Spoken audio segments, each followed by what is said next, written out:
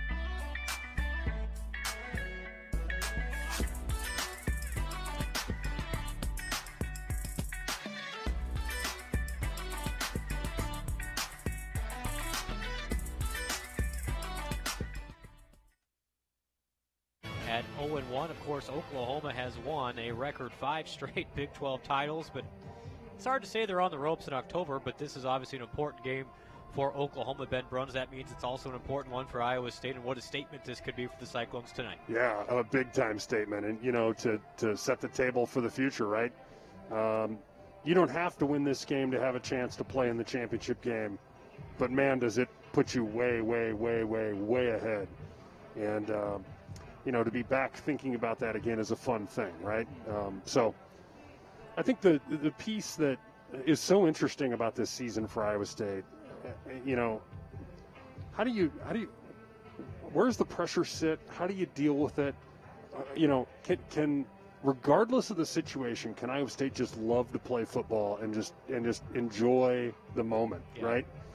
And I think that's really one of the things that Coach is good about helping his guys understand. Hey, here's the moment. Just relax, get into it and have fun with it. And that means you got to have the detail, and it means you got to have the energy, and you got to go get after it for 4 quarters. But I think this this team will come out with a great game plan. I think they'll come out with a tremendous amount of energy. I think having fans here is going to be such a difference. And we said it in the pregame last week. Don't really care if you win or lose. You love to win, right? Would prefer the former. Right, for sure. But just play like champions, right? Play your best football. Let the chips fall where they may. If OU makes one more play, if OU does something that, if you don't get a call, whatever, right? It doesn't matter. Go play your football the best way you can, and walk off the field knowing that you gave every single thing you could.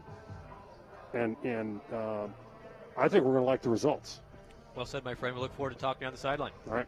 That is Ben Bruns, and that wraps up the Wiffles Hybrid Cyclone Game Day Show. We are about an hour and 7 minutes from kickoff here at Jack Trice Stadium, Mid-American Energy Field. When we come back, John Walters will have a conversation with Iowa State head coach Matt Campbell in the Coach's Corner. Cyclones and Sooners under the lights, and this is the Cyclone Network from Learfield IMG College.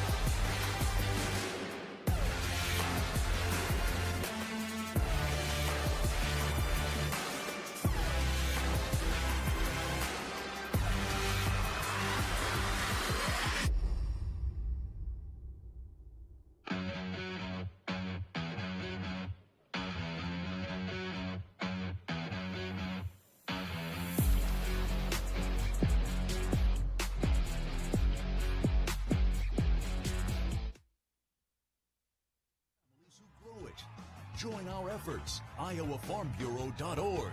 Merck Animal Health, proud sponsor of Iowa State football. Iowa's corn farmers. Corn is a multi-purpose crop benefiting our entire state. It feeds our livestock, nourishes our families, and provides clean burning fuel for our planet. You might think Iowa grows corn, but the truth is, corn grows Iowa. And by EMC Insurance Companies. Count on what you've worked so hard to achieve. Here we go! Welcome to the Coach's Corner. Today's interview with Coach Campbell is brought to you by DeKalb. Wherever you compete, winning has roots. That's why farmers pushing themselves to be the best plant DeKalb brand corn. Iowa State and Oklahoma tonight. And Matt, you saw real growth from your team from game 1 to game 2. And what's probably most exciting about it is there's room for more growth.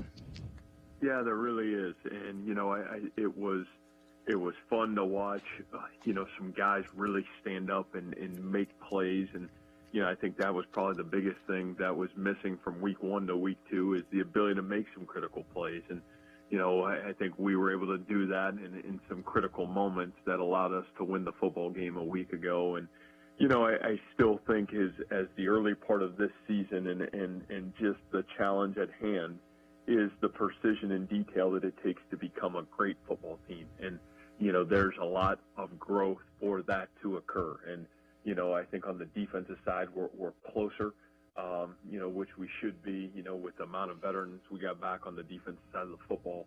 But, I think getting off the field, making some of those plays that are monumental. And we had opportunities to really put the game away on the defensive side of the ball and just didn't do it a week ago. And then, on the offensive side, I just think it's the continued growth of a lot of those new faces. And, I think there was a lot of growth that occurred a week ago.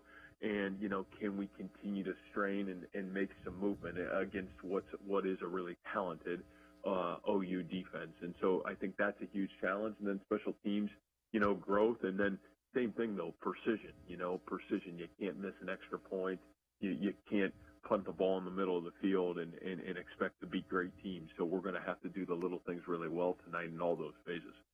You're facing a really proud Oklahoma program coming off a loss, and we saw how your team reacted under those circumstances. You got to believe you're going to take their best shot tonight, but I believe that your team will give them their best shot too. So this should be a fun one. Yeah, I think for us it is so much about us. I think we've learned that over the years, and sometimes have gotten lost in the hype of the who rather than look ourselves in the mirror and say, what, this is all about us. And this is about our growth and our consistent pursuit to become the best we can be. And, we've got a lot of respect for Oklahoma and their program and obviously all they've accomplished. But in the reality, if we want to continue to become the team and program we want to be, then we've got to continue to take care of ourselves. Are you starting to settle into your season a little bit? I know you talked about some of the challenges. Does it feel like you're now finally maybe settling into the season just a bit? I think in a lot of ways, yes. The thing for us, this is the first week of, back-to-back games, which has been good to get into a consistency of routine and expectation for everybody involved. And, it certainly feels a lot more normal in that regard. And so, I think that's a positive. And as coaches and players, I think a lot of time in this sport, you become creatures of habit. And you feel like the habits of playing successful football are certainly being allowed to be accomplished right now, which is hugely positive. Back with more of the Coach's Corner. You're listening to Cyclone Football from Learfield, IMG College.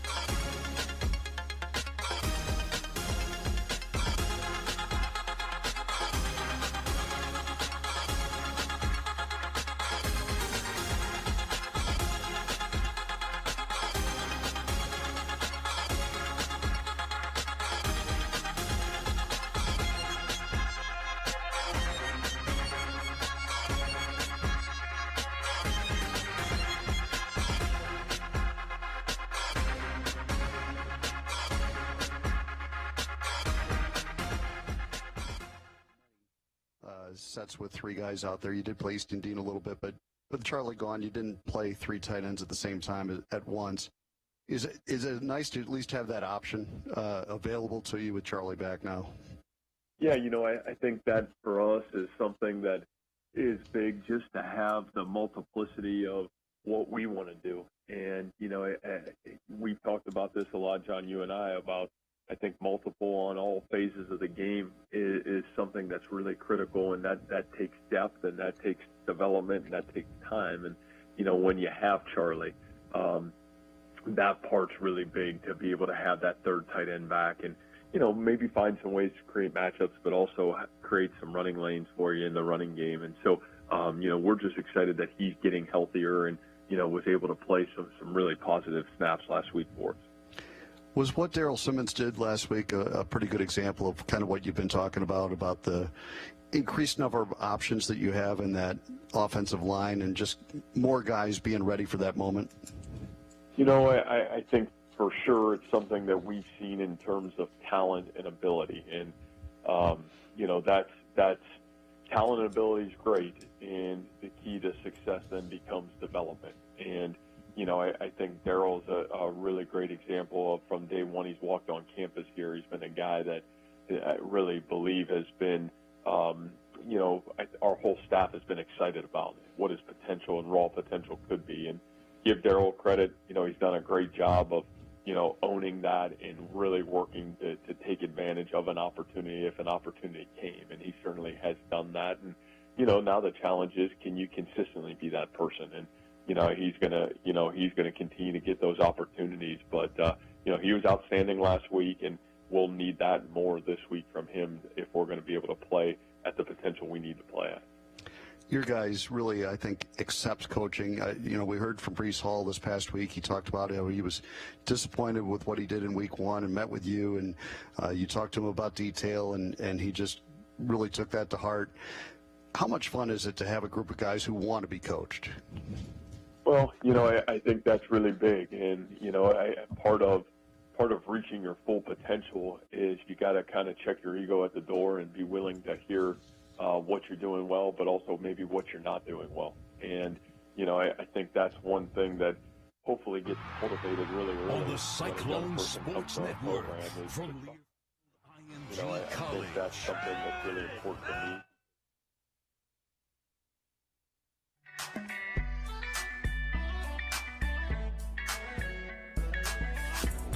We don't want to hear sometimes, but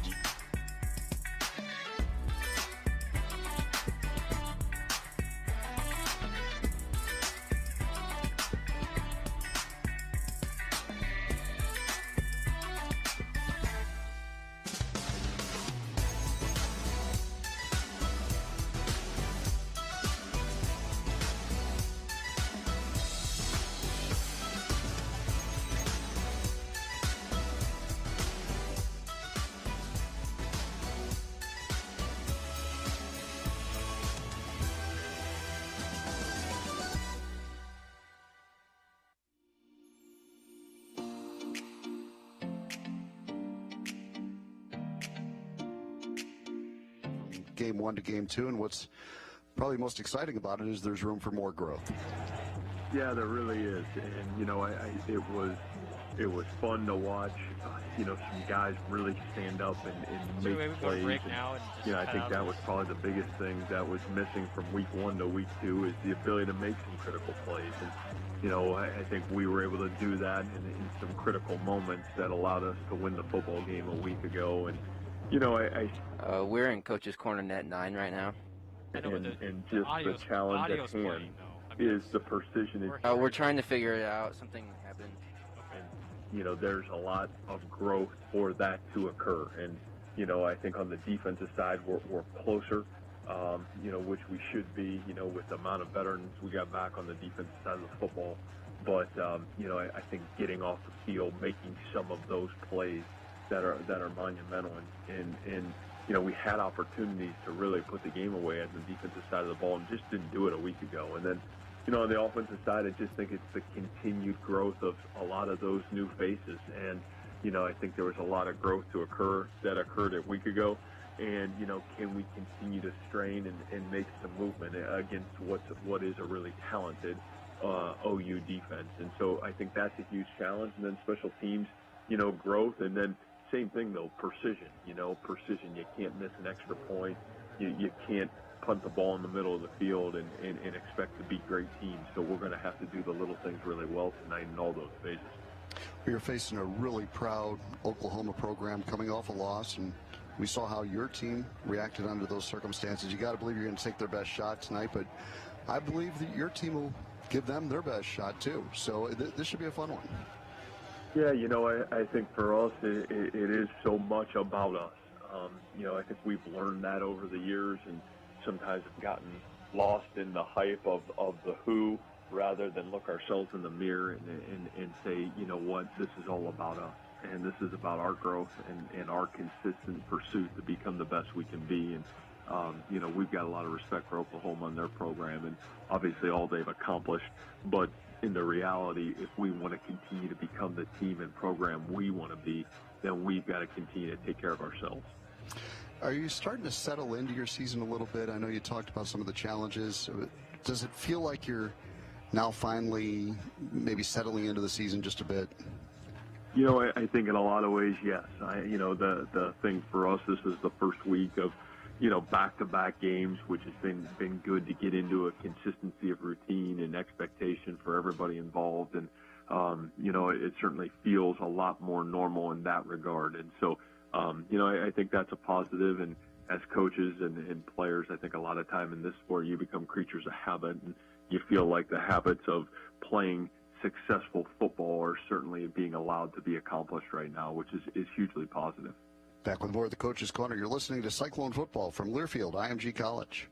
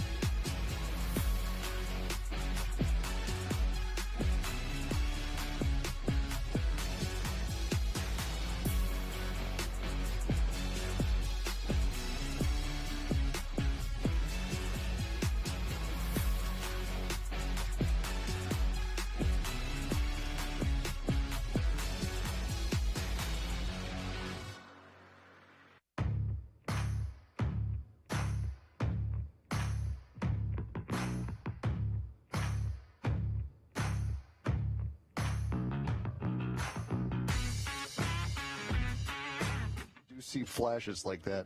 What jumps out when you watch them? Well, I think the biggest thing is elite arm strength. And, I think one thing when you watch the OU quarterbacks over the years, and this is a credit to them, is this elite ability to get the ball out of their hands and have a great understanding of where that football is going. And, I would say as strong as of an arm of a quarterback that maybe we've seen. And so, he's got a quick release. He's got the ability to get the ball out of his hands, and there's elite power behind that football spinning. So, he's outstanding in every way, shape, and form in terms of all those kind of abilities. Kind of strength versus strength here with your defensive line against a really talented, well-coached offensive line at Oklahoma. But you were able to get quite a few sacks a week ago. Maybe not sacks this week, Matt, but how important is it to at least get some quarterback hurries and to get Rattler off his sweet spot? Yeah, I think there's two things that this D-line's going to have to do a great job of. Number one, we're going to have to do we haven't done a great job the last couple of years against OU in the run game, and we're going to have to do a great job in the running game. I think that's so important because, again, what that does to the quarterback situationally is a real challenge. And then number two, I think the thing that you said, John, is the ability to affect the quarterback. And, those can be sacks, those can be tip balls, and those can be pressures, but our ability to affect the quarterback is going to be really, really important. But I think those two things from this defensive line this week, they're going to be critical to how we play and the success that we play with. You talk a lot, Matt, about situational football, and Oklahoma is a team with a ton of offensive talent. They're probably going to score some. How important is it today to just kind of get past that and get on to the next play? Yeah, I think that's something that I was really proud of, a week ago, and I think it's just so critical to the mentality and success of any team right now is you can't look at the scoreboard. You just got to keep playing. And, you got to correct any mistakes that occur. You got to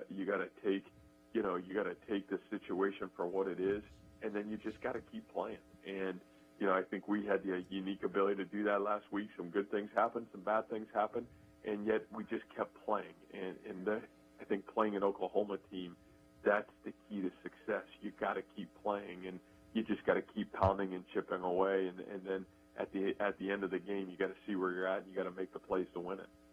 Back with more of the Coach's Corner. You're listening to Cyclone Football from Learfield IMG College.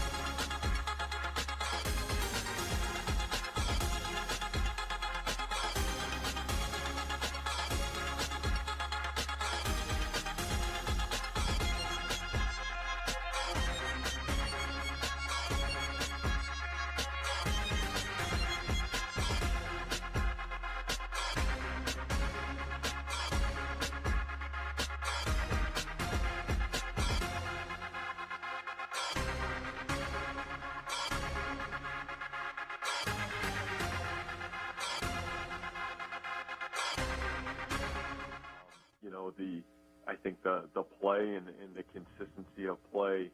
Once a team has the ability to develop that, then I think you got a chance to make a huge move forward. But I think everybody's continuing to find their ways, and so momentum's swinging high and low. You got to kind of steady the course. You got to stay right in the middle, and you got to be able to continue to just make the right adjustments and keep playing football. It seemed to me like special teams, on the whole, improved a week ago. Obviously, you need all three phases tonight. Yeah, I think special teams will be huge. You're always talking about an OU team that's got dangerous punt returners, kick returners. Their athleticism shows up on their return teams because their ability to really run with people. And then, I think from our end of it, we've got to be able to match and respond in some of those areas. And so, our coverage teams will have to do a great job. Obviously, our specialists are going to have to be on it, and we'll have to play a great game on special teams if we want to have a chance. It's a night game. It's ABC, national television audience. No 61,500, but there will be fans, and really everything else is in place, really for a great opportunity for your guys here, Matt. Yeah, I think, again, just for us, it's, man, what an opportunity from game 2 to 1 to 2 and the growth we made, and now the ability to go pound away at some of those imperfections and continue to chase what we want to become. And I think all that is found really in the ability to play in our discipline and not in our default. And, we're going to have to work really hard because this team will stress our discipline in a lot of ways. And so fascinating matchup, great opportunity, and just excited to be back home and on to game 3 and obviously great opportunity for the Cyclones. Matt, good luck tonight. We'll look forward to visiting with you afterwards. All right, thanks so much. That wraps up the Coach's Corner. Back with more of the pregame show. You're listening to Cyclone Football from Learfield IMG College.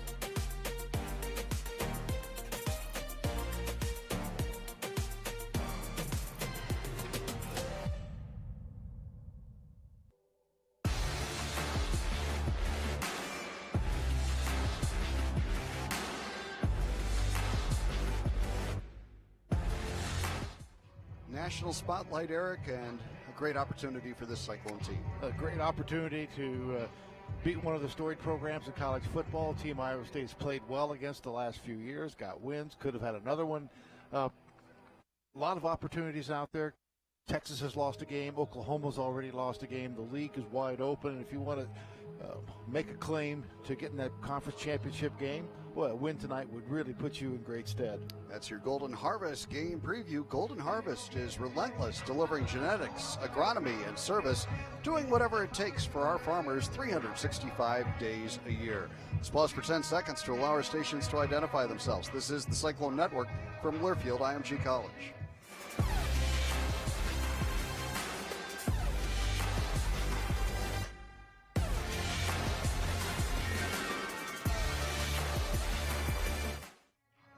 Time now for the Hy-Vee matchup report. Hy-Vee, the official tailgate headquarters of Cyclone football. And Eric, let's look at the Cyclone offense, which struggled to make big plays in week one, made a lot of big plays in week two, and Oklahoma gave up a lot of big plays last week.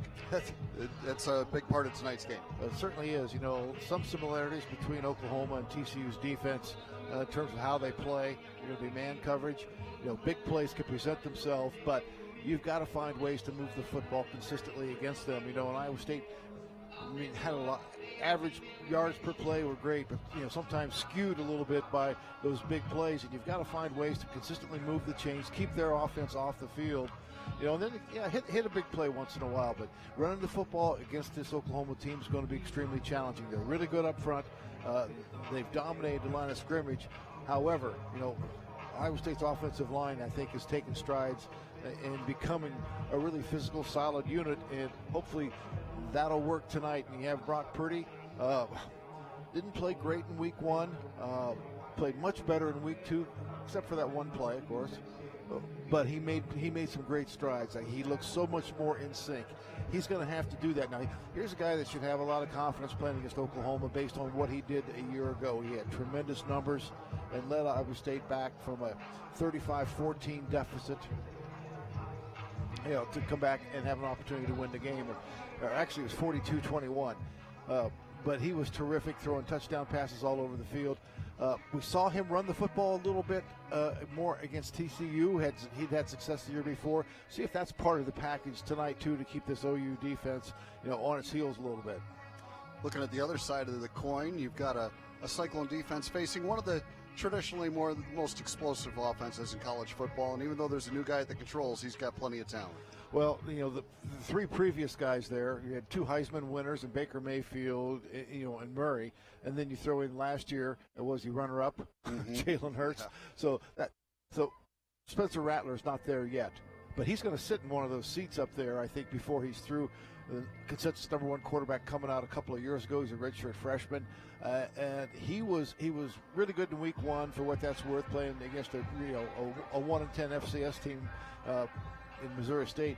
Last week, of course, they lost, but he got him to a big lead. I think through three quarters, he only had one incompletion. He had a couple of interceptions. But when the pressure was on, he struggled a little bit. K-State can do that to you. Can Iowa State do those same things? He's got a running game. I think it's going to be so critical for each of these teams to be able to stop that opponent's run game.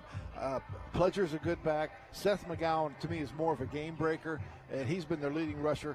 But he, as always, Lincoln Riley has got a great quarterback, and he's got receivers that can exploit it.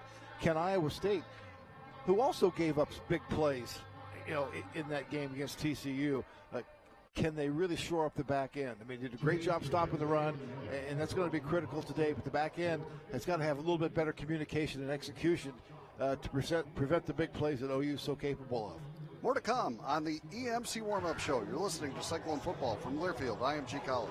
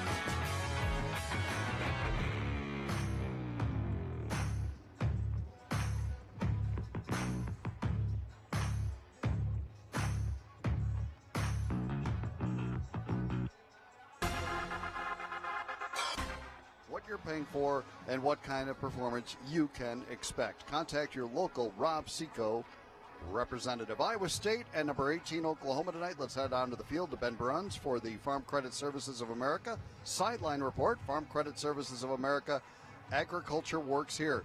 Ben, I think a lot of people that have followed Iowa State football for a lot of years, us included, feel decent about Iowa State's chances in this football game. And when you have a defensive line like Iowa State has started to put together, I mean, it gives you some confidence, doesn't it?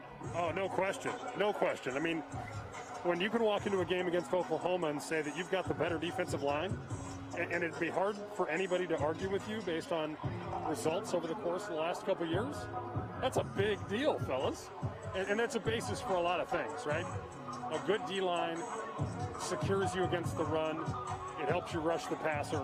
And it makes your offensive line dramatically better as you work against each other in practice. And I think all of those things are true for Iowa State. Yeah, there's a lot to like there. And as you mentioned, it makes the guys that play behind him better, too. And there's some pretty good guys playing behind that defensive line. Really good. And, you know, Coach Eli Rashid, I want to just pause on him for a second, our defensive line coach. Amazing. I mean, the job that he's done in this amount of time has been phenomenal. And it allows then the Mike Roses of the world to go make plays. Which is exactly what Mike did to put away that game against TCU. Thanks, Ben. We'll be checking in again with you momentarily. Since 1911, businesses across the country have counted on the strength and stability of EMC insurance companies. Find an agent near you at emcins.com. And tonight's EMC Did You Know question is, Jaquan Bailey set the Iowa State record for tackles for loss last week. Again, Jaquan Bailey set the Iowa State career mark for tackles for loss. And whose record did he break? We'll come back with the answer to this week's EMC Did You Know right after these messages. You're listening to Cyclone Football from Learfield IMG College.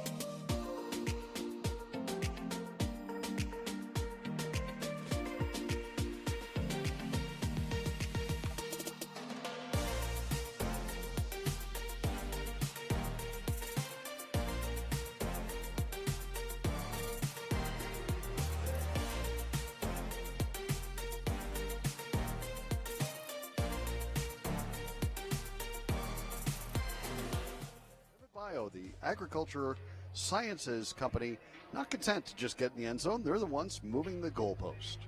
Well, we asked you before the break our EMC Did You Know question, which was this. Jaquan Bailey set the Iowa State career mark for most tackles for loss last season, and whose record did he break? Actually, 3 guys shared it: Nick Leaders, Lester Williams, and Mike Stensrud. Nick Leaders. What good players there. What a player he was. Lester Williams from Cedar Rapids. Of course, Mike Stensrud, part of some really outstanding football teams in the mid to late 70s. And NFL guy for a long time. A Lake Mills guy. And you know, you kind of expect maybe Brock Purdy to set 4 school records on a given game. You don't expect a defensive end to do it. Right. Jaquan Bailey set 4 school records in one game. Not a bad day for Jaquan. He was the Big 12 Defensive Player of the Week. You know, and some of those are career records. You know, right. It just speaks to the body of work that he's put in. I go back to his freshman year, and the Texas game, and the little somersault he did after coming up with a big sack on 3rd down, getting off the field, resulted in a penalty, and then they ended up scoring a touchdown in what turned out to be a really close game. But he was just that free spirit, and he's still a happy guy, but he's matured so much, and man, it's just great to see the success he's having, not to mention that of his brother Joshua. Yeah, Matt Campbell can't say enough good things about Jaquan Bailey and Joshua Bailey. It's been great to see their development here at Iowa State. Golden Harvest is relentless, delivering genetics, agronomy, and service, doing whatever it takes for our farmers 365 days a year. Golden Harvest. What a golden night it's turned out to be here in Ames. It was rainy earlier today, but right now it has really turned into a nice night and should be a terrific environment for college football. And we are a little bit more than 15 minutes to kick off, presented by Geico. 15 minutes could save you 15% or more on car insurance. Time now to take a look at the Sukup Manufacturing starting lineups, brought to you by Sukup Manufacturing Company. Sukup, on a mission to protect and preserve the world's grain supply and the tools that produce it. Visit sukup.com for details. And for Iowa State, the aforementioned Jaquan Bailey at one end, spot 6'2", 261, a senior from Jacksonville, Florida. And Uwazurike at the other end, 6'6", 310, a senior from Detroit, Michigan. At nose, Isaiah Lee, 6 feet 301. He is a sophomore from Chicago. The linebackers, Jake Hummel, 6'1", 228, a senior from Des Moines. Orion Vance in the middle, 6'2", 248, a junior from Cedar Rapids. And Mike Rose, the strong side backer, 6'4", 245, a junior from Brecksville, Ohio. The corners, Tavon Kyle, 5'11", 178, a sophomore from Valdosta, Georgia. And Anthony Johnson, 6 feet 192, a junior from St. Petersburg, Florida. The safeties, Isheem Young at the star, 5'10", 208, a freshman from Philadelphia, Pennsylvania. Greg Eisworth as a strong safety, 6 feet 198, a senior from Grand Prairie, Texas. And the free safety is Lawrence White, 6 feet 197, a senior from Bakersfield, California. On offense, it'll be Sean Foster at tackle, 6'8", 318, a senior from Mundelein, Illinois. Derek Schweiger at guard, 6'3", 310, a junior from Plymouth, Wisconsin. Colin Newell from Ames is the center, 6'4", 304-pound junior. Darrell Simmons, Jr. will be at the other guard spot, 6'3", 306, a freshman from Belleville, Illinois. And Joey Ramos at tackle, 6'5", 303, a sophomore from Phoenix, Arizona. Charlie Kohler, the tight end, the All-American, 6'6", 257-pound junior from Norman, Oklahoma. Sean Shaw at one wideout, 6'6", 212, sophomore from Jones, Oklahoma. Xavier Hutchinson, 6'3", 207, a junior from Jacksonville, Florida.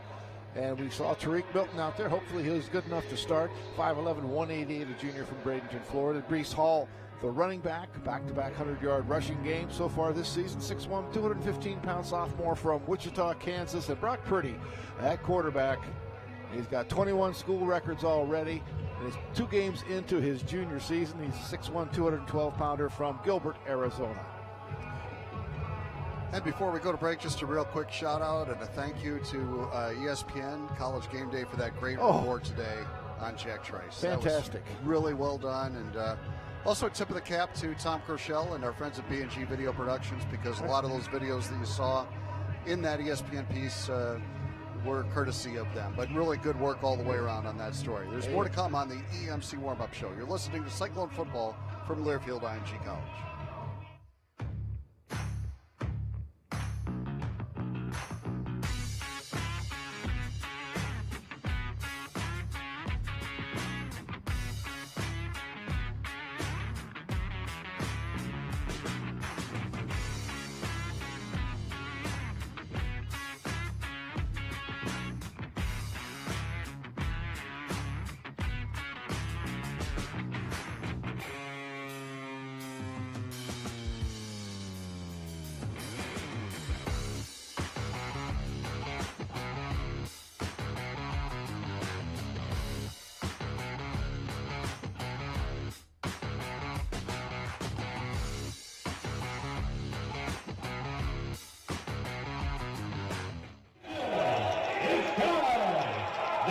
Is your Iowa State University Cyclone Football Varsity Marching Band.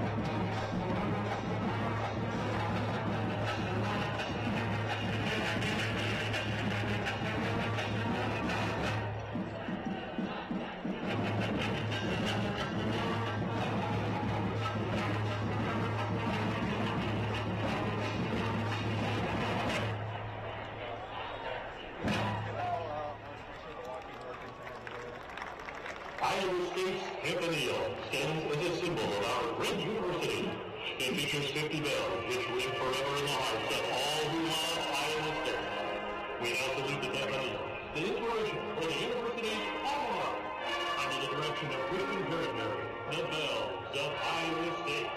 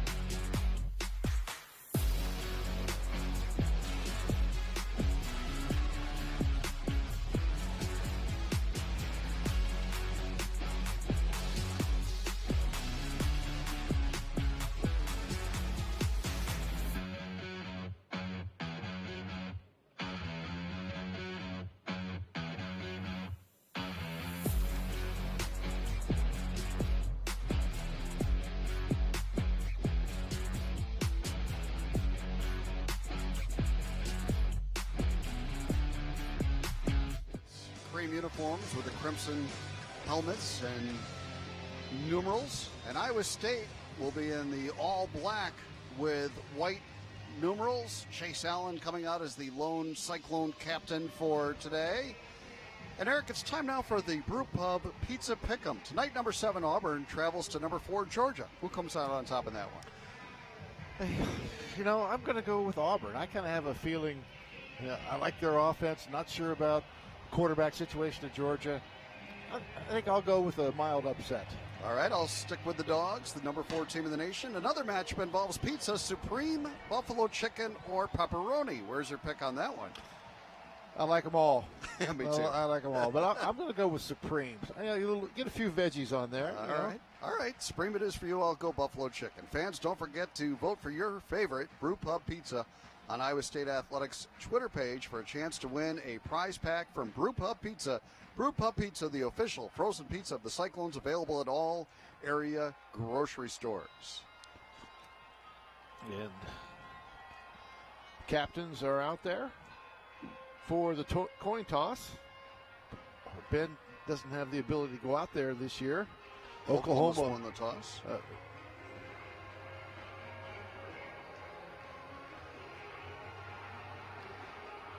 Okay, so Oklahoma's won the toss and deferred. Nope, they'll take the ball. They're going to take the ball, okay. And so Iowa State will kick it off from north to south. Creed Humphrey, the terrific Oklahoma center. Their captain out there, Iowa State, with Chase Allen, as you mentioned. And Michael Vandervelde, our official tonight. And we are closing in on kickoff. Good to have fans back here in the stadium. Can only imagine what this would have looked like under normal circumstances. But we have to imagine that for now and enjoy what we have here. And that is some diehard Cyclone fans that are excited to be here. 15,000. We should be right about that number. Certainly provides a lot more environment than what we had week 1. You know, and I love the night game too. I'll be honest. Yeah. And this is going to be hopefully going to be a lot of fun, but it's a great opportunity. You know, John, you know what I always say: you can't have a great win without a great opponent. Iowa State's got that tonight.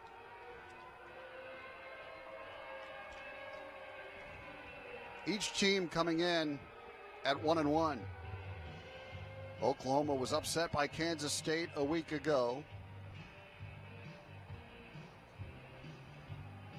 Iowa State has 6 wins against ranked opponents since 2017. They're 6-7 against ranked opponents in that time, and they're 10-1 in October since 2017. 4 of those wins coming over ranked teams.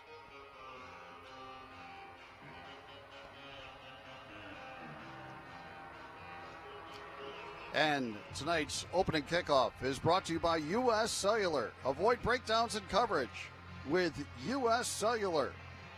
And it will be Eddie Ogamba to kick it off for Iowa State from left to right in front of us. A slight breeze.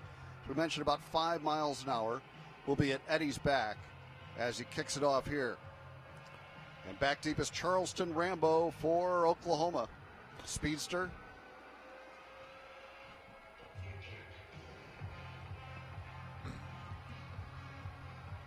Yeah, TJ Pledger also back, not quite as deep. He's inside the 10-yard line. Kickoff coverage improved in week 2 for Iowa State. It'll have to be good again tonight. In the depth of the kicks really improved as well. Ogamba has it teed up, and we are ready to go at Mid-American Energy Field at Jack Trice Stadium. Eddie Ogamba approaches the ball and hits it end over end and deep and over the head of Rambo for a touchback. And Oklahoma will start at the 25-yard line. And we'll see the redshirt freshman Spencer Rattler. He was the number 1 recruit out of Phoenix. When he committed to Oklahoma, everybody wanted him. He redshirted last year. He's 44 of 58, 76% on the season. 8 touchdown passes, 3 interceptions. He'll line up with TJ Pledger as the running back. Jeremiah Hall's in there at a tight end spot, H-back. Also have Theo Weiss wide to the left, Drake Stoops in the slot right.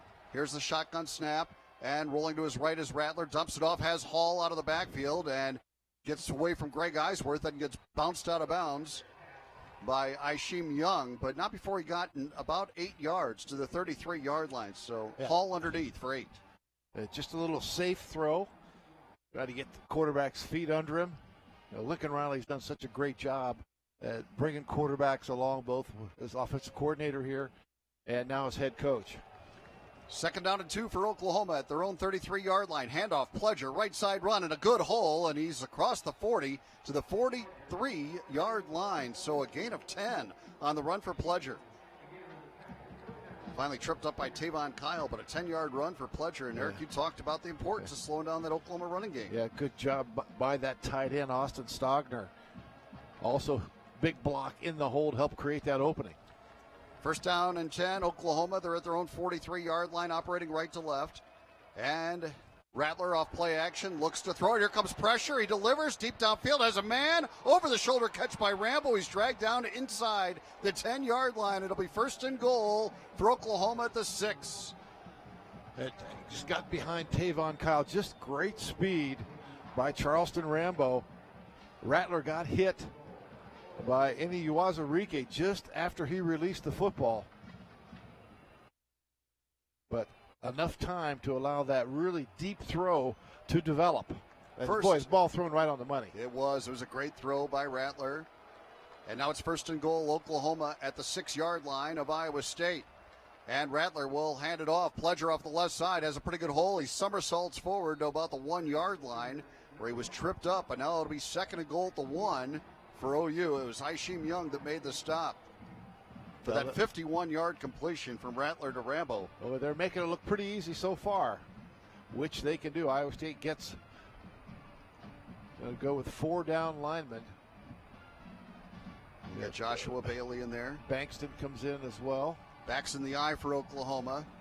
2 minutes into this game, they're 2nd and goal at the 1-yard line. And Rattler hands it off to the fullback Hall, and he's stuffed right after taking the handoff and driven back. Might have been even a loss of a yard on the play. Maybe just about Zach Peterson in there. Just about the line of scrimmage. Maybe lost a few inches. So it'll be 3rd down and goal. Tell you what, I'm going to call it a loss of 1. 3rd and goal at the 2. So really good defensive work by the interior of that defensive line for Iowa State. Now 3 receivers right for Oklahoma. 3rd down and goal from the 2-yard line. The running back is Seth McGowan.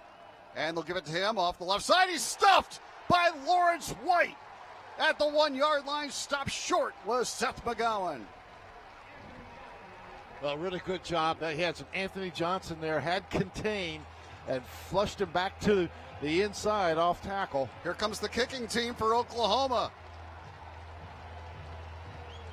Gabe Burkich will come on to attempt the field goal, it would appear. 4th and goal at the 1-yard line. What a job by that Cyclone defense after it was 2nd and goal at the 1. Back-to-back plays. Burkich will attempt a 19-yard field goal right in the middle of the field, just like an extra point. He knocks it through, and it's 3-0 Sooners, but you'll take it if you're Iowa State. 3-0 Sooners on a 19-yard field goal by Burkich. And we have 11:36 remaining in this opening quarter. We'll keep it here. Well, just after I said, boy, they make it look easy, Iowa State made it look really hard. Great job, defensive front, but just the entire unit. You had, corner and safety really making that 3rd down tackle on. When they bring McGowan in, he's about a 215-pounder. He's got some real pop, and man, he had nowhere to go as Lawrence White right there and along. Anthony Johnson kind of had him around the ankles. Well, for the best agronomic advice for your farm, count on your local Pioneer team for year-round advice. Pioneer, an American seed brand since 1926. 3-0 Oklahoma. They drove it 74 yards. Couldn't quite get that 75th. Yeah, 77 plays, 74 yards. Almost 3.5 minutes, and officially an 18-yard field goal. Okay. So now the kickoff from Burkich, All-American kicker. Back deep for Iowa State is Kanane Nwangu. A 3-0 Oklahoma lead, 11:36 to go first quarter. Burkich hits it, end over end and high. And Nwanga will watch it sail into the end zone. It'll be a touchback, and Iowa State will start at the 25-yard line. Working outside, steer clear of power lines. Get safety tips at Mid-American, midamericanenergy.com/safety. Well, the big play, the 51-yard throw that time to Rambo. Now, we talked about the importance of big plays. Can Iowa State match big plays or find a way? Now, see if they can find a way to get at least 3 out of this opening possession against an OU defense that has given up big plays. But I'll tell you what, they've been really stout at times as well. Brock Purdy threw for 5 touchdowns, no interceptions, also rushed for a touchdown last year in Norman. He stands in the shotgun on 1st and 10 from the 25-yard line. Brees Hall, the running back, spin and hand off to Hall, right side run. And he cuts back and gets to the 30-yard line. A 5-yard gain on 1st down for Brees Hall. You know, he had Charlie Kohler out there. He had Dylan Sainer fight, blocking, and Chase Allen. So the tight end's really a big part of the blocking on that run. Deshaun White, the linebacker, made the stop for Oklahoma. It's 2nd down and 5 for Iowa State at its own 30-yard line, operating left to right and trailing 3-0. Hall goes in motion out of the backfield, so Purdy all alone, awaiting the shotgun snap of Colin Newell. There it is. Brock looks, delivers right. It is caught, and that's Xavier Hutchinson with the 1st down across the 40 to the 41-yard line. Well, Hutchinson, junior college transfer, committed to Iowa State, and Oklahoma really wanted to get him as well. He stuck with the Cyclones, and he's really starting to come on in his first season. 11-yard gain, and the Cyclones go quickly and hand it off to Hall. Right side run. He got a yard maybe, and that was it as he was tripped up. That was Nick Benito with the stop for Oklahoma. Call it no gain on the play. It'll be 2nd down and 10 for Iowa State. Nick Benito plays that rush spot, kind of a hybrid linebacker. He'll line up on the line of scrimmage some. You know, sometimes, I mean, Brees wanted to kind of hesitate and let his blockers do the job, but he got so much pursuit from the backside, he had to cut it up and just at least get back to the line of scrimmage. 2nd and 10, Iowa State at its own 41-yard line. Purdy from the shotgun, looks to his left, a big rush coming. He rolls right, keeps the play alive, dumps it downfield. It's a sliding effort by Chase Allen, but it's broken up nicely. Well, it's going to be by Turner Yell. Illegal motion on Iowa State as he had a Landon Akers kind of had come in motion, and he was trying to hang on. He anticipated the snap count, and he started moving forward right before the ball was snapped. Do they decline it? I think they probably will. It'll be 2nd or 3rd and about 10. Yeah, they. Offense. At motion at the snap. Penalties declined. 3rd down.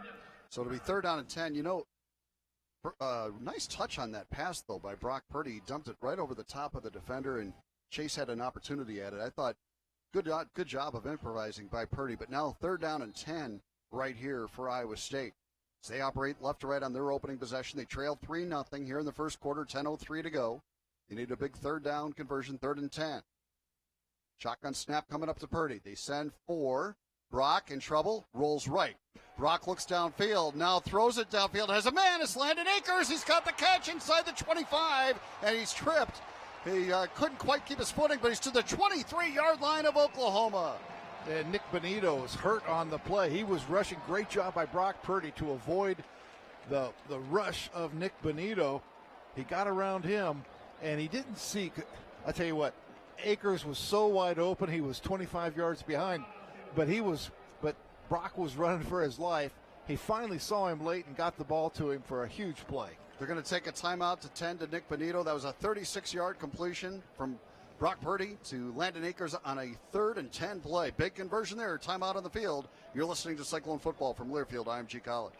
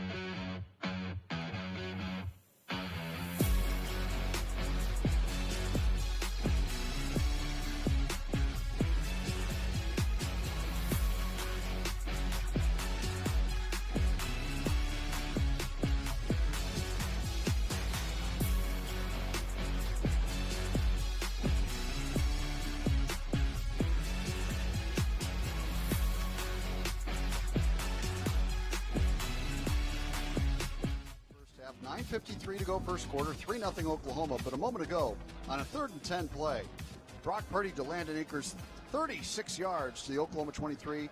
And that's a Cyclone first down for Farmers, brought to you by our friends at Pivot Bio, the agriculture sciences company not content to just get into the end zone. They're the ones moving the goalpost. With each first down for Farmers, Pivot Bio will donate $25 to future farmers in the Iowa State College of Agriculture.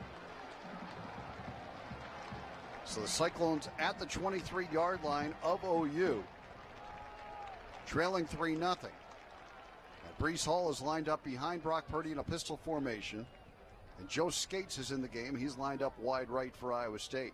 Got the tight ends in there, the tight end package. All three of them are lined up left. Boy, it sure is nice to have those three tight ends available. Here they all come in motion from left to right. All three had a touchdown reception against Oklahoma a year ago. Shotgun snap to Purdy. He fakes the handoff. He looks and fires for one of those tight ends, Kohler, and it is broken up, but a flag down in the end zone. We might have pass interference here on OU. I tell you, that's just the trust you have that Brock Purdy has in Charlie Kohler. He was double covered. There are multiple flags. Let's see. There was a flag thrown about 5 yards downfield. And one toward the line of scrimmage, too. So he might offset. We could have offsetting. There are 2 fouls on the play. Pass interference, number 44. Defense, ineligible player downfield, number 88. Offense, those fouls will offset and they replay first down. Charlie is explaining that he was covered up, he feels. But, well, he's saying he wasn't covered. Right. Okay, so wipe it all out. We'll redo 1st and 10 from the 23-yard line. So not a lot of damage done there. And Sean Shaw is in the game, along with Joe Skates. Kohler checks out. Shotgun formation. 1st and 10 from the 23. Handoff, Brees Hall. Spin move by Hall. To the outside he goes. Spins again inside the 20 to the 18-yard line. A beautiful 5-yard run by Brees Hall. Kelly made the stop, but that was well done by Brees. Yeah, absolutely. Got a lot of it on his own. And the Cyclones are in the Case IH Red Zone. The best teams are led by people in the field. Case IH equipment is built by farmers who use it every day. Learn more at caseih.com/Cyclones. 2nd and 5, Iowa State at the 18-yard line of Oklahoma. Purdy awaits the shotgun snap of Colin Newell. Fakes the handoff to Hall. Hall picks up a blitz. Purdy rolling right. Keeps his eyes downfield, fires, and a sliding effort made, but not in play by Xavier Hutchinson. Caught it at the 3-yard line, but they really didn't get a foot down. It was close.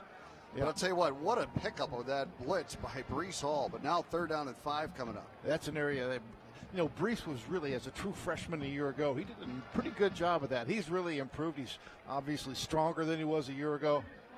Complete pass is under further review. So there.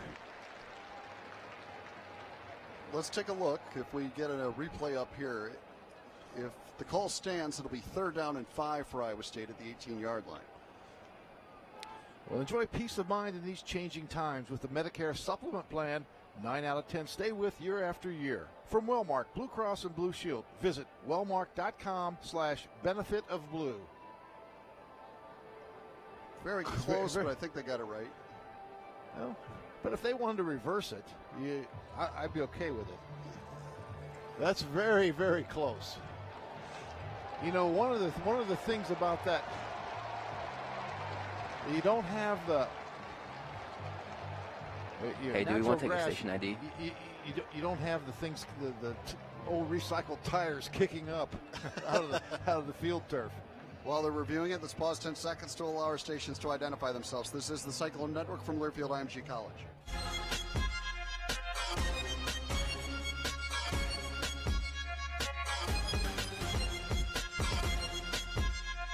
Two, one. ABC is taking a break during the review. Let's do that as well. You're listening to Cyclone Football from Learfield IMG College.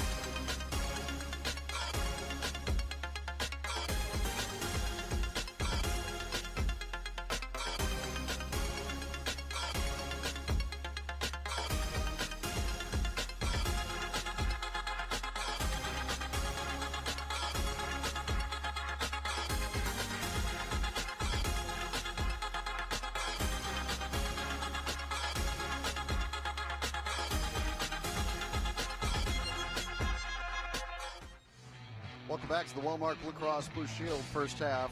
8:49 to go first quarter, 3-0 Oklahoma. The call was upheld, or at least it was, the call stands, of an incomplete pass on the throw by Brock Purdy to Xavier Hutchinson. So now it's 3rd and 5, Iowa State in the Case IH red zone at the 18-yard line of Oklahoma. Purdy in the shotgun. In motion comes Daniel Jackson in the game. And now Purdy looks left and looks back to his right. Fires that way, almost picked off by Pat Fields. He stepped in front of Charlie Kohler at the 7-yard line on a slant, and Fields should have had a pick probably. But now the field goal unit will come on for Iowa State. Well, you know, in the game in Norman last year, each team had 6 touchdowns. There were no field goals. This is the second field goal attempt of the night. It'll be a 35-yarder for Connor Asali from the right hash. Boy, Oklahoma's had a hard time creating turnovers in recent years. They had an opportunity right there. Blake Clark the hold. The kick on the way by Asali, end over end, and it is good. Connor Asali with his 9th consecutive made field goal. A 35-yarder to make it a 3-3 game with 8:38 remaining in the opening quarter, and we'll keep it here. So each team with a field goal on its opening possession. Well, that last drive, 9 plays, 57 yards. Brock Purdy on that, only 2 of 5 passing. But I tell you what, he made some plays. Had another one maybe could have been caught as well. Let's go down to Ben Bruns for the Farm Credit Services of America sideline report. Ben, what are you seeing up front so far? Well, besides the fact that I've never liked this head linesman, we're playing some good football. You know, OU really sound defensive concept. They're twisting the defensive lineman up front. They're spying Brock Purdy, and then blitzing when opportunity opens up with a delay. Basically playing man against him as the runner, and really good coverage in the back end. So this is going to be an interesting ball game. Alex Grinch, the defensive coordinator for Oklahoma, an old teammate of Matt Campbell's and Tom Manning at Mount Union. Eddie Ogamba to kick it off. Rambo and Pledger are back deep for Oklahoma. 3-3 game. 8:38 to go in the opening quarter. Ogamba to kick it from left to right in front of us.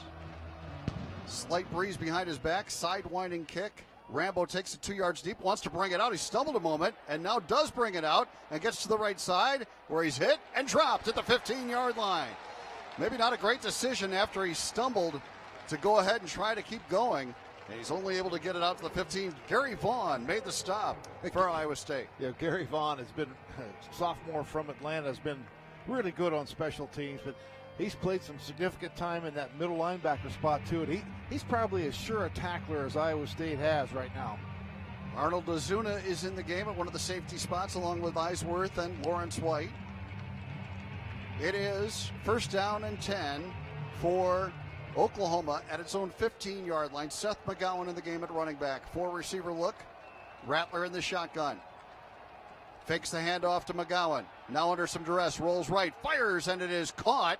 And breaking tackles and getting out to the 30-yard line after the catch was Marvin Mims. A 15-yard gain. Tell you, Marvin Mims, one of the highlight reel. He had 5,400 yards, receiving yards in high school. That's crazy. 5,400, that's ridiculous. He's their leading receiver this season as a freshman, a true freshman. He picked up 16 there on the throw from Rattler. 1st and 10, Oklahoma at the 31. Handoff, left side run. And McGowan had a pretty good hole. It closed quickly as Ozuna got him around the ankles, but a nice gain of 4 yards to the 35-yard line on the run by McGowan. Good job by Ozuna. He stripped away a blocker, kind of knocked him right in the running back's way and then helped make the tackle. 2nd down and 6, Oklahoma. They're at their own 35. Yeah. Jake Hummel also in on that last tackle.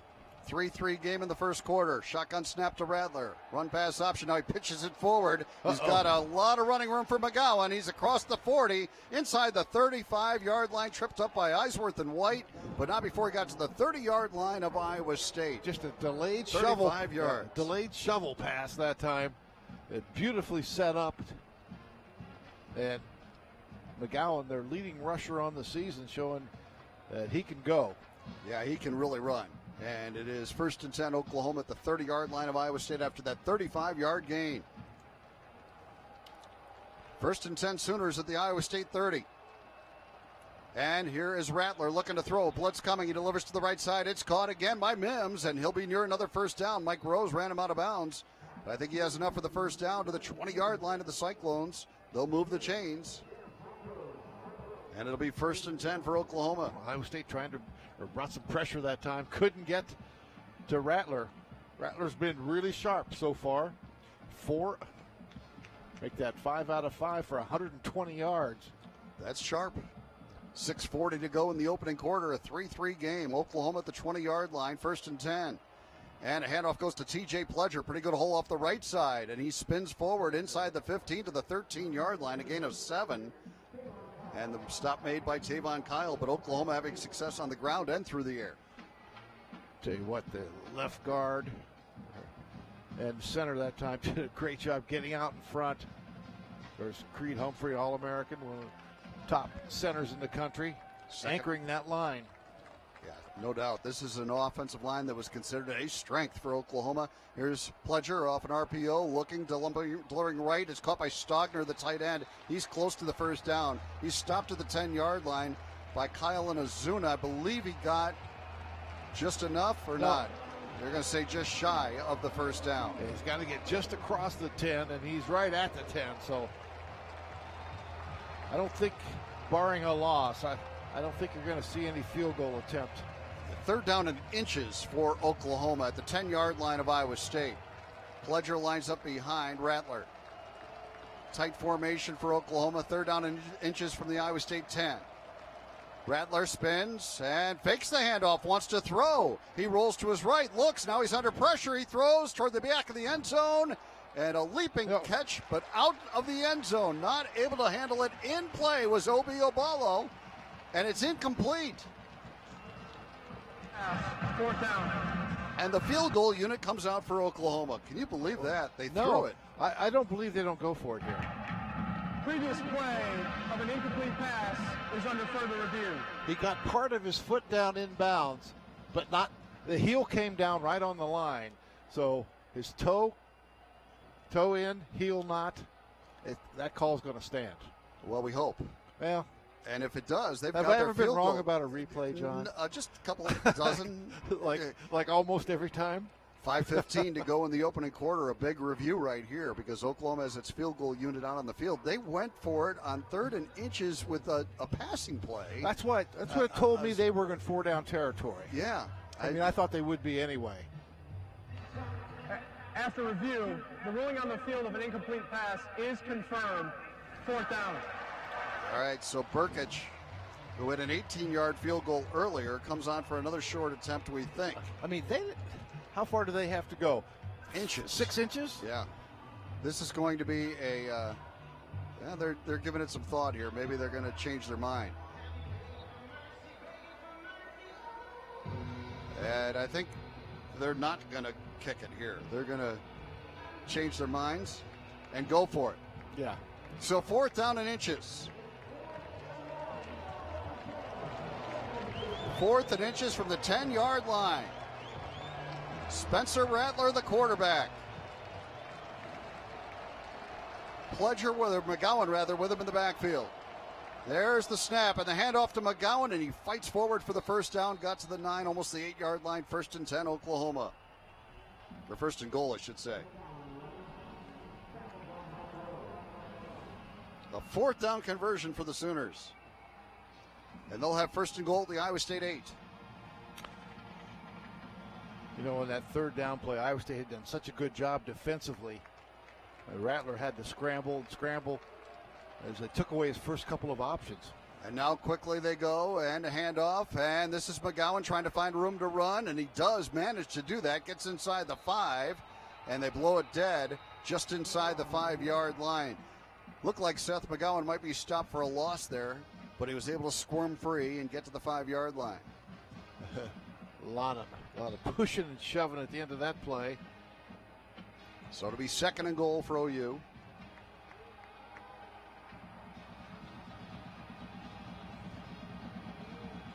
From the 5-yard line of Iowa State.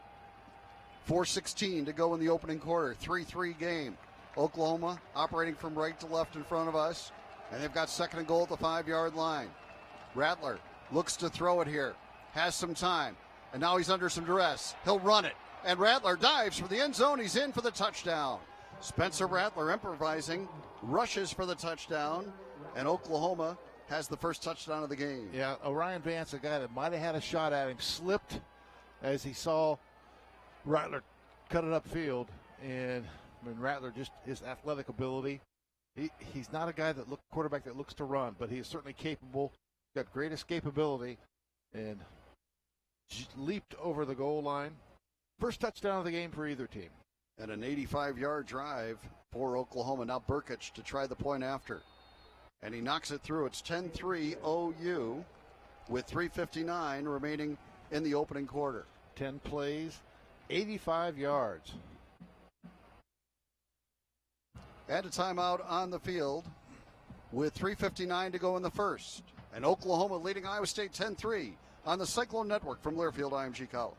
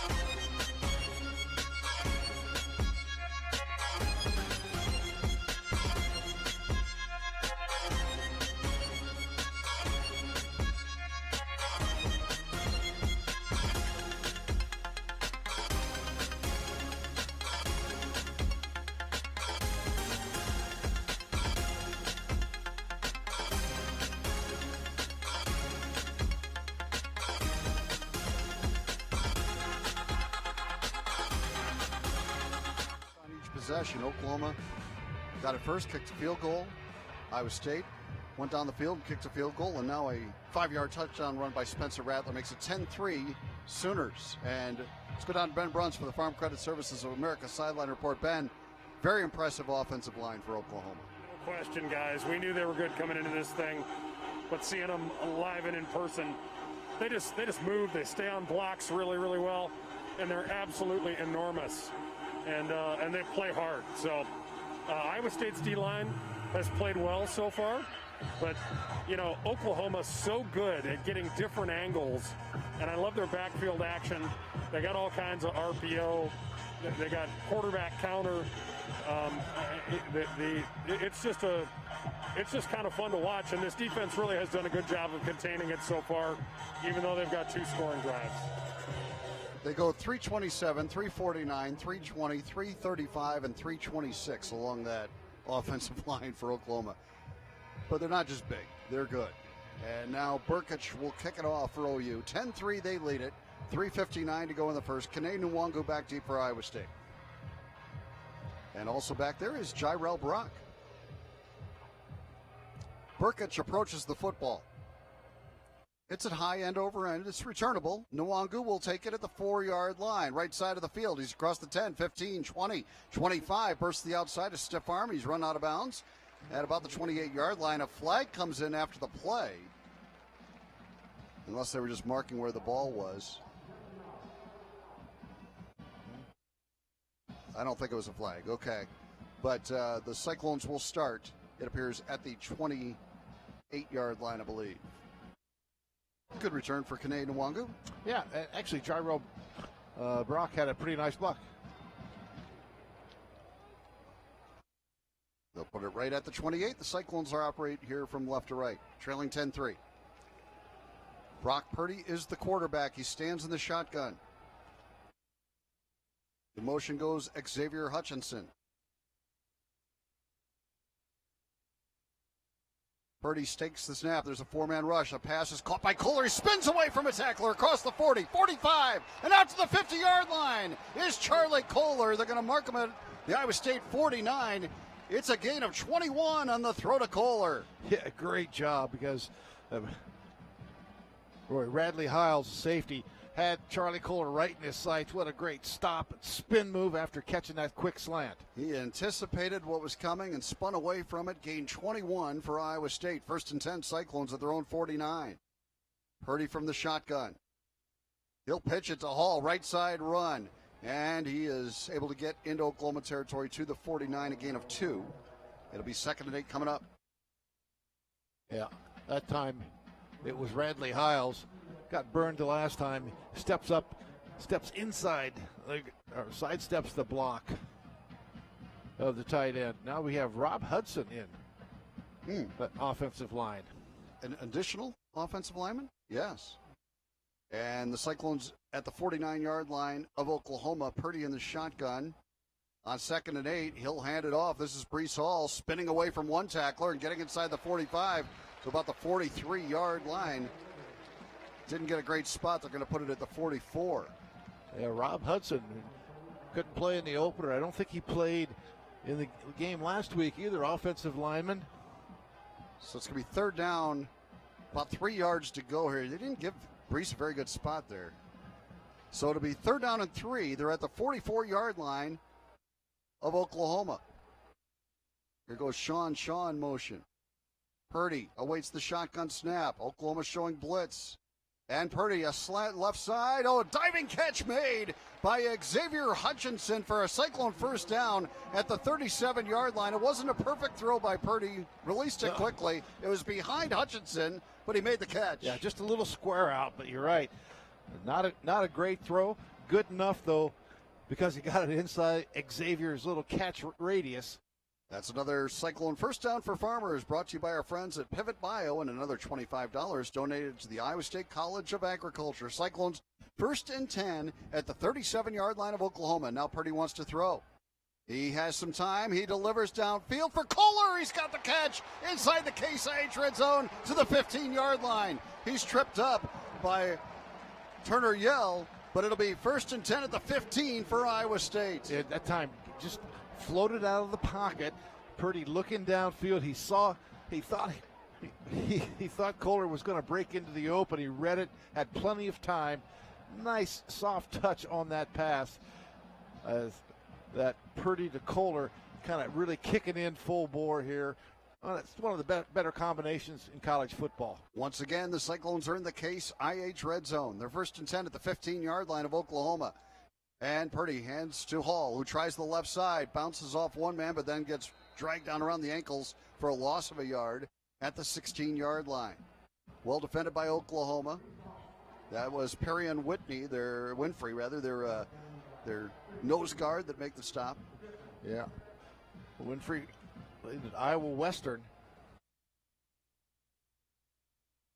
2nd down and 11 coming up for Iowa State. They're at the 16-yard line of Oklahoma. We have 30 seconds remaining in the first quarter. It's 10-3 Oklahoma leading. 2nd and 11 Iowa State at the 16 of the Sooners. Purdy in the shotgun. He will flip it incomplete, trying to go on a slant to Landon Akers. Yep. Correction, it was for Kohler. He was trying to go to Kohler. It was a quick hitter because a pass rush was coming. And it'll be 3rd down and 11 for Iowa State. Yeah, it was Winfrey really got in there once again. Darren Wilson will check into the Cyclone lineup. They have 3rd down and 11 coming up at the 16-yard line of Oklahoma. Tell you what, This Winfrey, about almost 300 pounds, and man, is he quick. From the 16 of the Sooners, shotgun snap to Purdy. Here comes a rush. Purdy delivers right. Downfield, a flag down, and Kohler couldn't make a juggling catch. He was defended down there, got a hand on it, but a flag down. It was holding on Oklahoma. And it'll be first and goal, Iowa State. This will be half the distance to the goal. Prior to the pass, holding, number 10, defense. That penalty will be enforced half the distance to the goal and an automatic first down. That's Pat Fields that was holding on to Kohler. It'll be first and goal, Iowa State at the 8-yard line.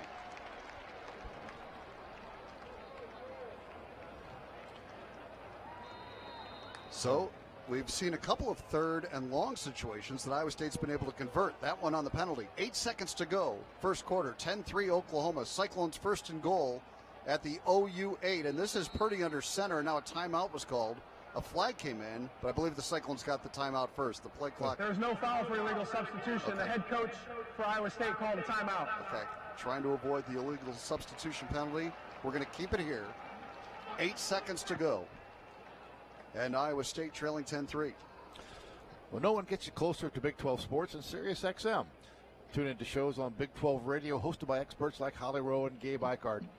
Plus, get conference news, analysis, and more from off-season through postseason. We've got your team covered anywhere you go. And now you can try us out for free. Get a free trial to take your team with you on your phone, online, and at home. Start listening at SiriusXM.com/Big12SXM. Brock Purdy has thrown for 96 yards so far in this one. This looked pretty sharp. And the Cyclones are first and goal at the 8-yard line of the Sooners. They trail 10-3. And they had lined up with Purdy under center, but Darren Wilson, I think, was in the wrong spot. And now they'll go to shotgun. First and goal, Iowa State at the 8-yard line of Oklahoma. Now they do go under center with Purdy as he steps up and they go in motion. And they're going to hand it off to Brees Hall. Up the middle goes Brees, nowhere to go. No gain on the play. In fact, a loss of a yard back to the 9-yard line. Stuffed by Oklahoma there. That was Winfrey again. Boy, he has been an absolute load. He is a load. So that's going to bring us to the end of the first quarter. It'll be second and goal, Iowa State from the 9 when play resumes in the second, with the Cyclones trailing Oklahoma 10-3 on the Cyclone Network from Learfield IMG College.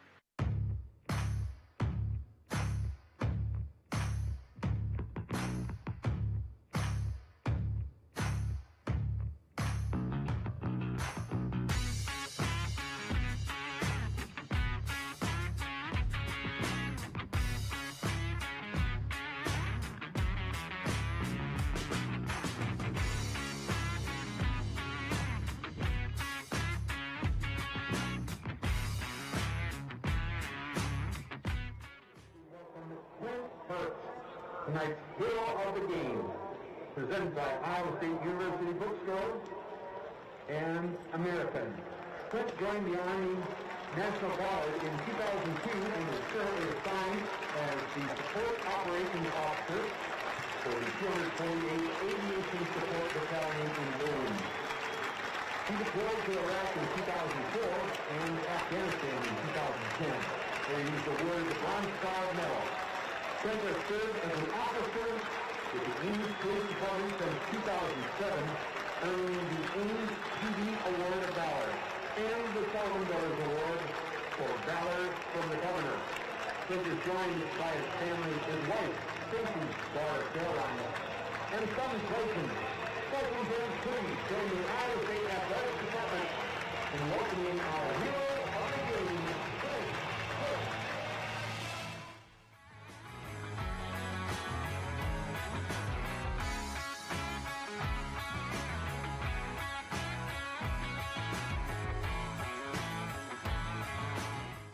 Bruns for the Farm Credit Services of America Sideline Report. Ben, your early thoughts in this football game? Guys, I'm really impressed with Oklahoma's defense. I have been surprised at how multiple they've been, all the different looks they've given Iowa State, and how well they've stood up against the run. I mean, they're running the football really, really well.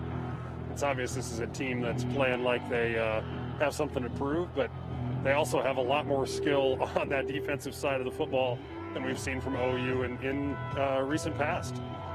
Well, we all know Farmers have had a tough year, and as Iowans, we're always looking for ways to lend a helping hand. A few ways you can help today are choosing E15 or unleaded 88 when fueling up at the pump, purchasing corn-fed meat at the grocery store, or filling up your water bottle with safe drinking water from the tap. It's really that simple. Iowans truly are stronger together. Go to iowacorn.org to learn more about how you can support Iowa's farmers.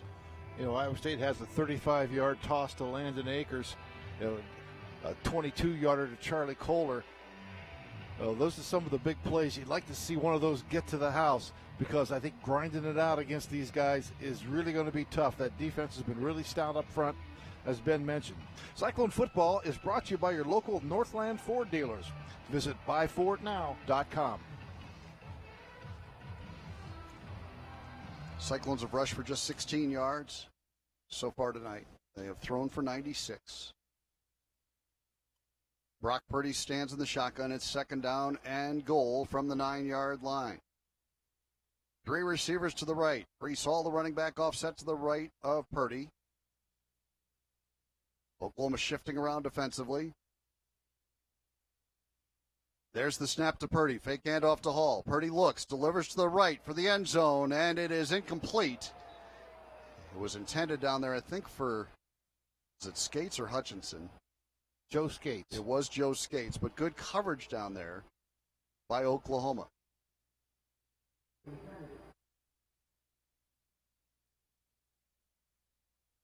That was Turner Yell on the coverage, so now it'll be 3rd and goal at the 9. And we'll see what Brock can do here. Yeah, Brees Hall coming off a couple 100-yard games. He has 7 carries, 16 yards, so kind of falling on the shoulders of Brock Purdy. 3rd down and goal. Iowa State at the 9-yard line of Oklahoma. Purdy looks to throw it, spins, now delivers and throws it away as he was being chased. A big pass rush coming, and again, Winfrey was in there for Oklahoma. And it's going to force a field goal try for the Cyclones. Yeah, Winfrey, Nick Benito was in there, Isaiah Thomas. They're all pretty much in the face. They took away any lane or opportunity he might have to get outside. They just had to throw that one away, avoid the sack, make the field goal more doable. It'll be a 26-yard field goal attempt for Connor Asali out of the Blake Clark hole. Snap by Connor Guess, and Oklahoma jumped. And he made the kick, so they'll probably just stay with the made field goal here. I doubt they'll. But the penalty, I believe, will be on Oklahoma. Sally did knock the kick through. I mean, it would put the ball inside the 5-yard line, 4th down. It is offside. It's declined. So a 26-yard field goal for Connor Asali. He's now made 10 consecutive field goals dating back to last year. And he makes it a 10-6 Oklahoma lead with 14:45 to go in the first and in the second quarter, rather, and we'll keep it here. And 10-play, 11-play drive, 63 yards, but Iowa State couldn't keep up with the Sooners. So each team has scored on both possessions. So we're in the second quarter now, early, and each team's only had the ball twice. But they have gotten points on the scoreboard each time. Sooners, though, with a touchdown.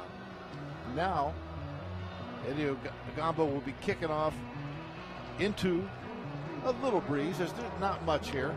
But tell you what, that first game he had a hard time getting the ball to the end zone. Really did a great job last week. And with the electrifying playmakers that the Sooners have back there, I'd sure like to see him get it to the end zone this time. Ogamba to kick it from south to north. Cyclones trail 10-6, 14:45 to go in the second quarter. Charleston Rambo awaits the kick of Ogamba. Short end over end kick, and Pledger will take it rather at the 14-yard line. TJ Pledger across the 25 to the 30 and finally tripped up at the 32-yard line. So good field position for Oklahoma. Actually, a market at the 33 would appear. Yeah, short kick, kind of high, but once again, it was also right in the middle of the field, so not ideal. The Iowa Farm Bureau celebrating farmers and Iowans who summon the strength to do more, be more. Those who are farm strong. Cyclones send out Deshaun Davis at one of the linebacker spots along with Gary Vaughn and Mike Rose. Isaiah Lee's in there at the nose. Eddie Wazarike, the right end. The left end is Jaquan Bailey. Three-man front for Iowa State. 1st and 10, Oklahoma at the 33. Rattler wants to throw it. Drops back, looks, now rolls to his left a little bit, scrambles back to his right, being chased. He's in trouble, but he avoids it. And Rattler on the run slides down just across the 35, and a flag comes out for a late hit on Deshaun Davis. Yeah, Davis kind of slid into him, but he did hit him. Iowa State had him. Had Rattler kind of corralled, but for a guy who doesn't like to run much, he did. Foul, late hit, number 43. Defense, 15 yards will be added to the end of the run. Automatic first down. Davis will come out. Freshman mistake. They'll move the ball after the penalty to midfield, and that's where Oklahoma will have 1st and 10.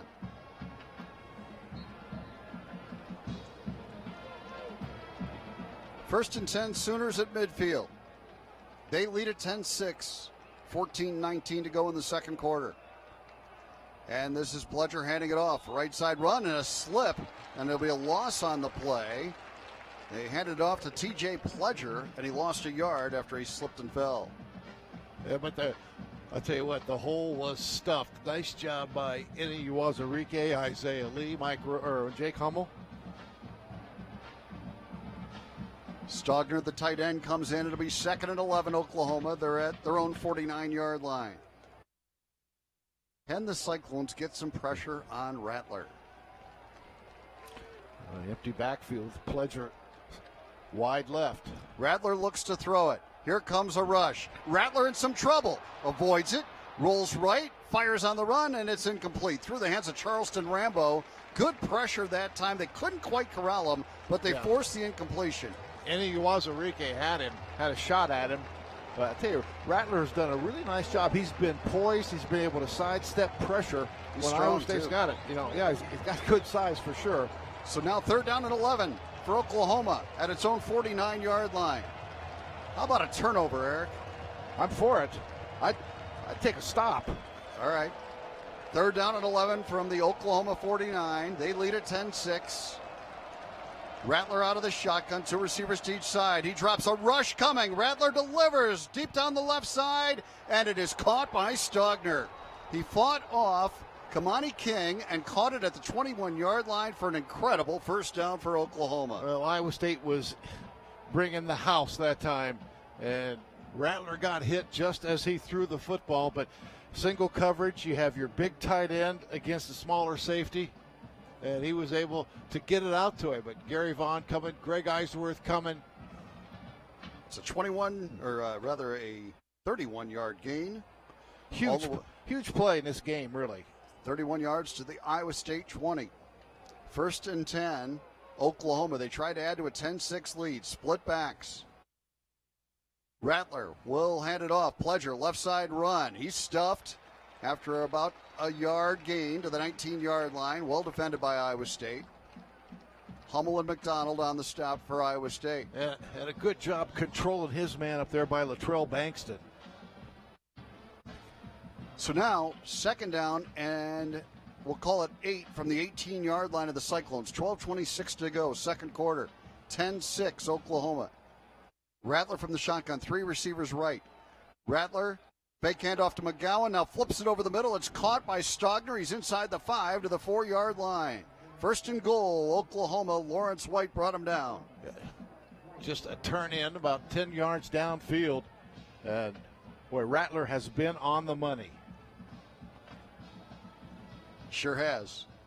He's 8 of 10 for 167 yards, almost 17 yards per attempt. 1st and goal, Oklahoma at the 4-yard line of Iowa State.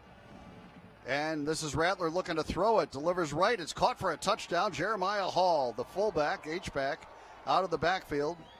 Hauls it in for a 4-yard touchdown. Yeah, just a little bootleg and nobody out there to cover. And Rattler has been absolutely terrific so far in this game. We've talked about their offensive line. Iowa State starting to show signs of stopping the run. And Lincoln Riley says, well, I'll just turn it over to my freshman quarterback, because he's pretty good. And he knows a good quarterback when he sees one. Point after try is by Gabe Burkich. And it's good, and it's 17-6 Oklahoma with 11:49 remaining in the second quarter. Sooners lead it by 11, and it appears we will keep it here. Or I stand corrected. There is a timeout on the field. 11:49 to go in the second. 17-6 Oklahoma. We take the break on the Cyclone Network from Learfield IMG College.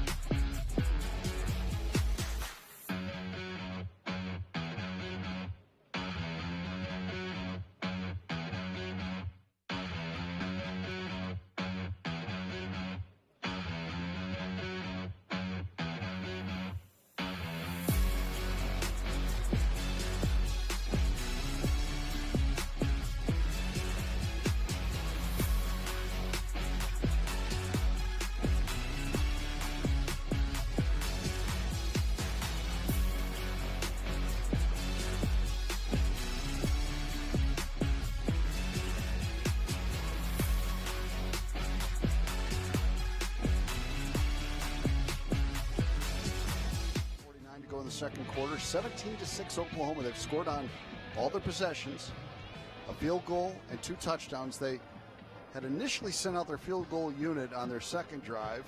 They changed their minds, went forward on 4th and inches at the 10, got that first down, then eventually got the touchdown. Now they had a 4-yard touchdown pass to Jeremiah Hall.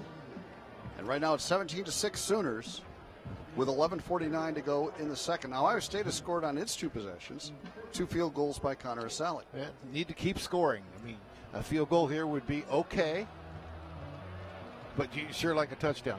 Okay, that last drive though by OU, John, it was Spencer Rattler making plays with his legs to throw it or to scramble. I mean, he got him out of a hole a couple of times with his ability just to move around, didn't take the sack, had a big throw with pressure in his face.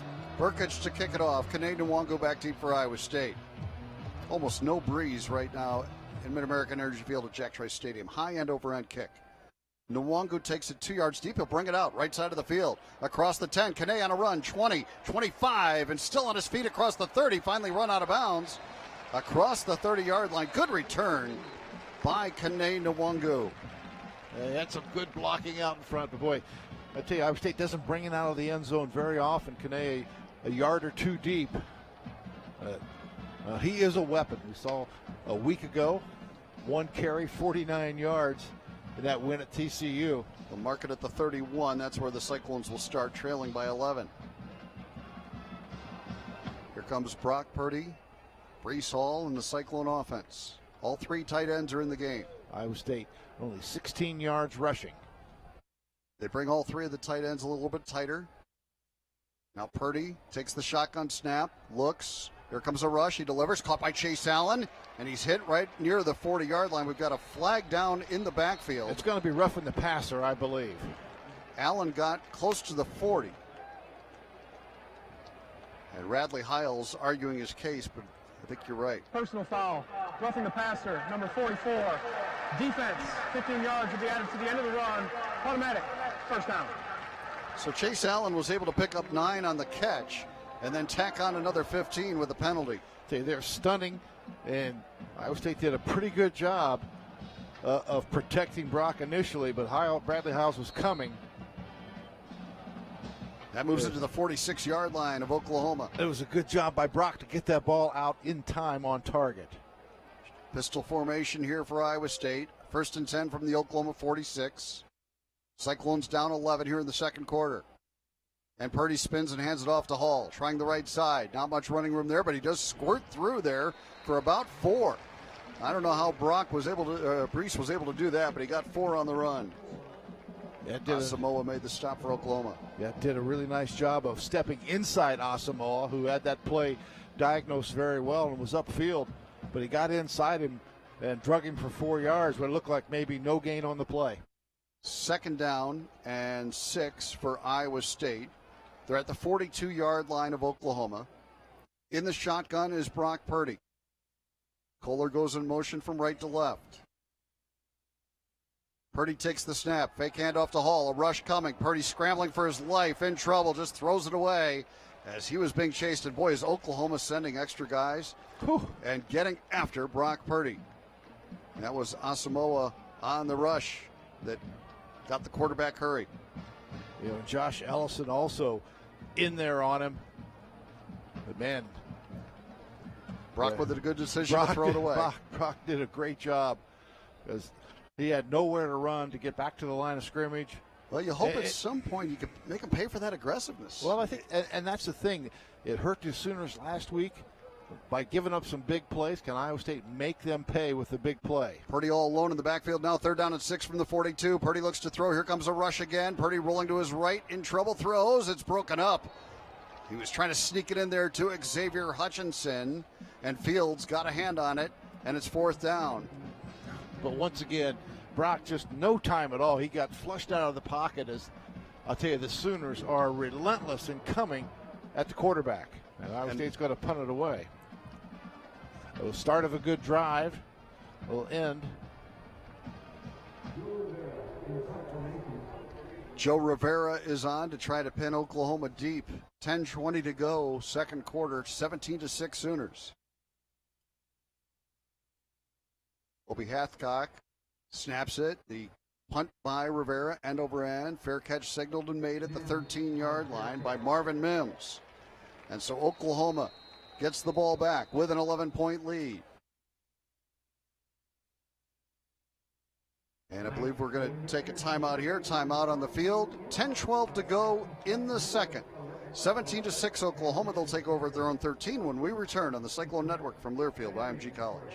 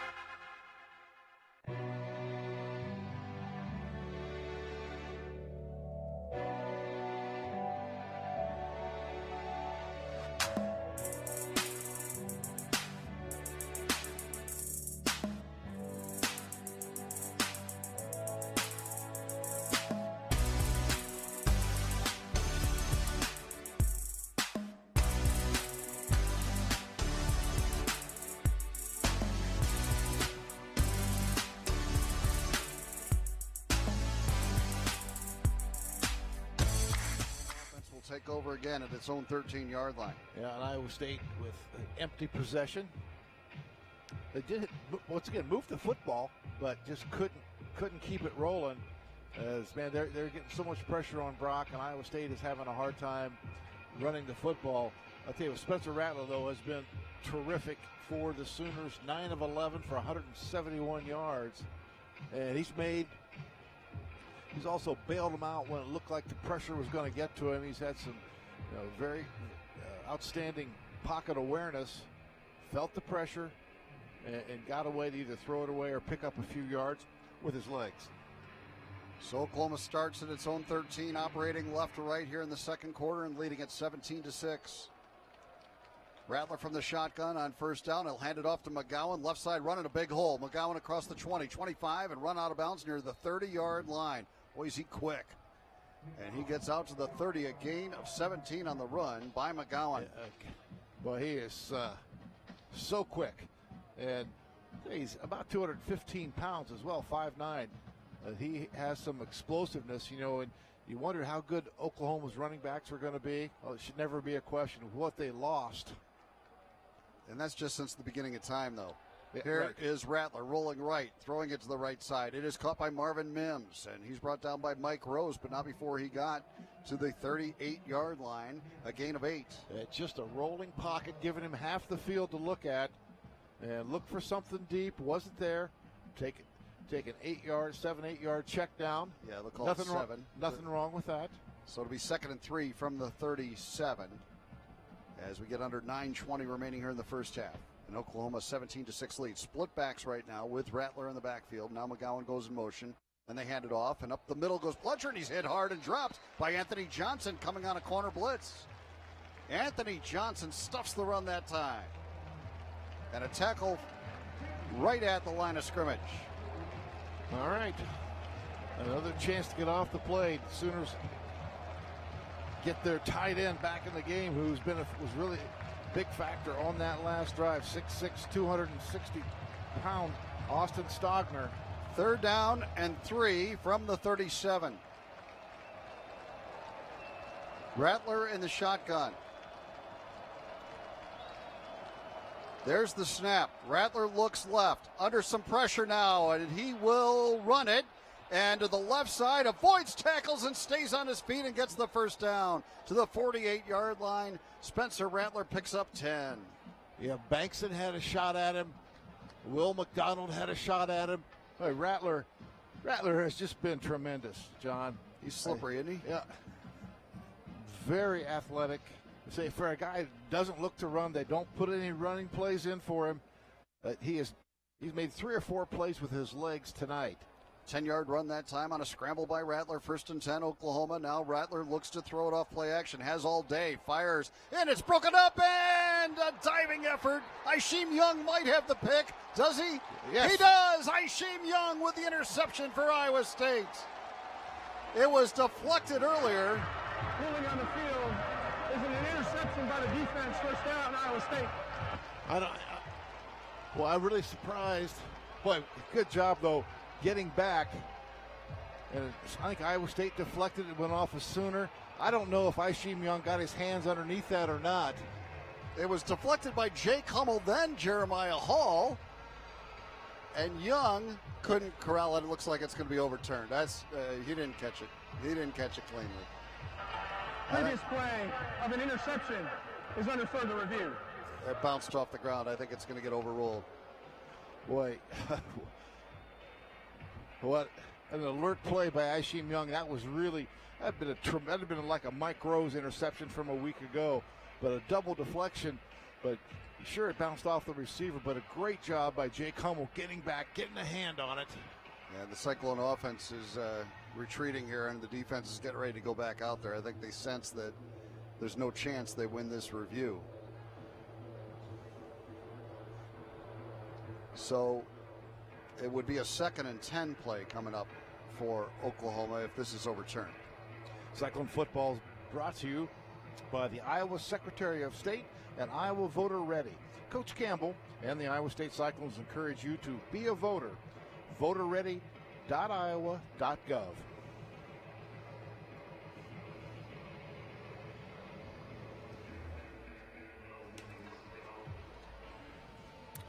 Our Well, that was referee is Michael Vandervelde. That is the first mistake of the night, really, for Rattler. After reviewing the play, the ruling on the field is an incomplete pass. Second down and 10 at the 47.5-yard line. So that He got away with overturned. he got away with his one mistake. Hy-Vee Homefront helps organizations that serve our nation's military veterans and their families. Round up your purchase amount in-store or online, and Hy-Vee will match all funds raised up to $100,000. The ball at the Oklahoma 47. It'll be second down and 10 coming up for OU. Cyclone defense back out there, trailing 17-6, 7:53 to go in the second. Shotgun snap to Rattler, fakes the handoff, now runs it to his left, and he's run out of bounds right near midfield by Lawrence White, who kept it to a short gain. Just 3 yards on the run that time for Rattler. Sets up third down and 7. Well, you got to start making some stops, right, Eric? Absolutely. Third down, I mean, they converted a third down, but with Rattler's legs earlier in this drive, they converted a big 3rd and 11 on their last drive. Third down, about 7.5 yards to go here for Oklahoma from midfield. Rattler from the shotgun. There's the snap. Iowa State sends 4. He delivers left, sliding effort, and a catch by Rambo for a first down at the 40-yard line of Iowa State. 10-yard gain and a first down for Oklahoma. Yeah. Not a great throw that time, but good enough. A very athletic catch that time. Are they going to review it? Previous play of a completed pass is under further review. Charleston Rambo trying to get his hands underneath the ball. Oh, that might have bounced too. Yeah. That might have been a bounce pass from Spencer Rattler. Timeout on the field. Okay, so they're going to take a look at it. While they do, we take the break. You're listening to Cyclone Football from Learfield IMG College.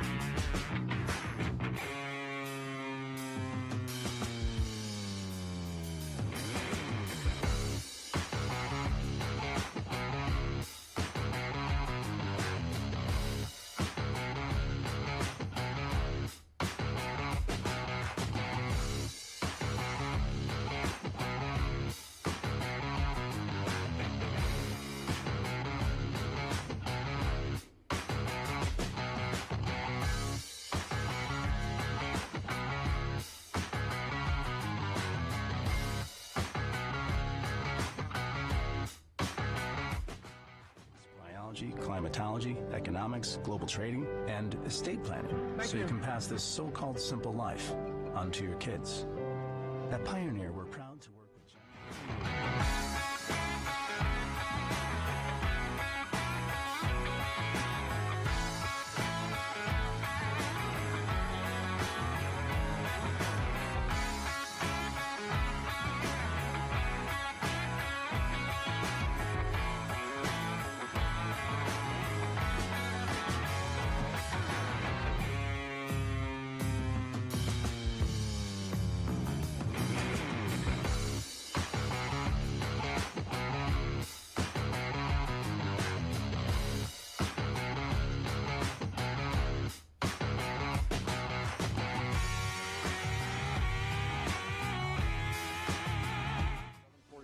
Second quarter, 17-6 Oklahoma. The review goes to Iowa State's benefit this time, as it was a pass that bounced into Rambo on 3rd and 7. So now it's 4th down and 7 from midfield as they overturn the call, and Oklahoma will send out Reeves Munshaw, its punter, for the first time today. We've been talking all game about how terrific Rattler's been. He's making plays with his feet. But his last couple of throws, he had one that was almost intercepted, and then that one into the dirt. He was really really great in the first 2.5 quarters against K-State last week, and not so good after that. Maybe if he loses a little confidence, I'm hoping here. Sounds like it. But can Iowa State take advantage of this? 7:43 to play in the first half. Can you get a touchdown on the board and make it a one-score game? Keep the pressure on. Tariq Milton is back at the 10-yard line for Iowa State. It's the first time we've called his name tonight. He hasn't been on the field. Now Munshaw punts it, and it's a spiraling punt. A fair catch signaled and made by Milton at the 14-yard line. Well, team up with General Mills and gear up at wearetailgatenation.com. Now Brock Purdy, 6 of 14, 104 yards. Brees Hall, 8 carries, 20 yards.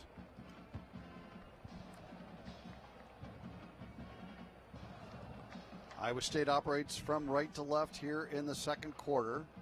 They're having a hard time figuring out where to put the football. It looks like they're going to put it at the 15-yard line. And Tariq Milton is out there lined up in the left slot. 1st and 10, Iowa State from its own 15. Purdy from the shotgun, 2 receivers left, 2 right. Purdy will fake the handoff to Hall, throw it to the left side, caught by Milton, spins away from a tackler, across the 30, 35, 40, 45, 50, and into Oklahoma territory goes Tariq Milton. A big play from the Cyclone offense to the 43-yard line of the Sooners. 42 yards on the throw to Tariq Milton.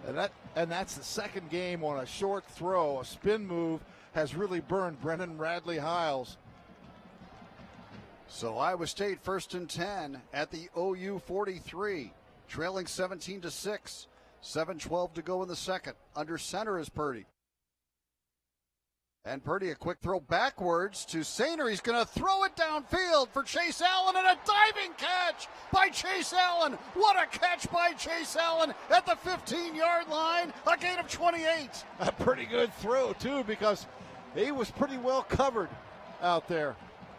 Dylan Sainer, the old baseball pitcher, throws a strike, and Chase Allen makes the catch, and the Cyclones are in the Case IH red zone. Previous play of a completed pass. They're going to review it. Yeah. Dylan Sainer was a pitcher in baseball. He flipped it downfield to Chase Allen, who dove for it, and we think made the catch in the Case IH red zone at the 15-yard line. That's amazing. Some games there's just a lot of reviews. I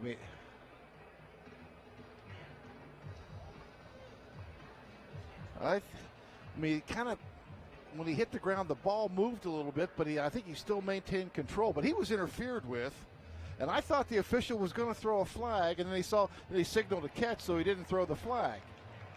He kept his hands underneath the ball as he rolled on the ground. I would think since they called it a catch on the field, this would stand, but you never know. Cyclone Football is brought to you by Farm Credit Services of America. We work for the future of agriculture and those that want to be a part of it. Farm Credit Services of America. Agriculture works here. No, the back judge reached like he was going to throw the flag, and then he but didn't throw the flag. And I think if you see it, you got to throw it, because even though he makes the ruling that it was a catch, it could be overturned. There's no way he's going to say, hey, I meant to throw a flag there now. Right. If the call stands, it's a 28-yard completion from Dylan Sainer to Chase Allen. Attention, Iowa Lottery VIP members. Your woohoo is about to get even better when you enter the prize zone. Hold on a second. After reviewing the play, the ruling on the field stands as called. First down.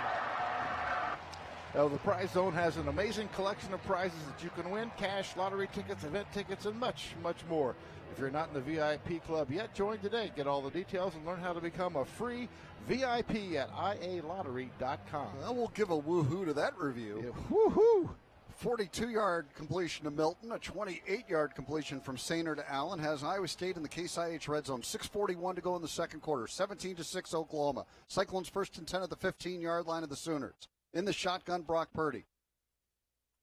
And he'll give it to Brees Hall. Up the middle he goes, and he fights inside the 10, close to the 9-yard line. They'll mark it just right at the 10. A gain of 5 on the run by Hall. Yeah, good hesitation. Not a very good spot, because he was definitely at the 9-yard line. Washington and Turner yell, make the stop. They put it just inside the 10. It'll be second down, maybe a long 4, we'll call it, to go for Iowa State. Here in the Case IH red zone, trying to get their first touchdown of the night. 6 minutes to play. Oklahoma shifting around before the snap. Purdy takes it, pitches it, left side to Hall. Brees Hall cuts back and fights to the 6-yard line, about a yard shy of the first down. But Hall with that quick step. Tell you what, talk about sticking your foot in the ground and making a cut. Yeah. That was a terrific job. 3rd and 1 at the 6. Oh, boy, big play coming up here, 5:30 to go. Cyclones come up there quickly. They've got Purdy under center.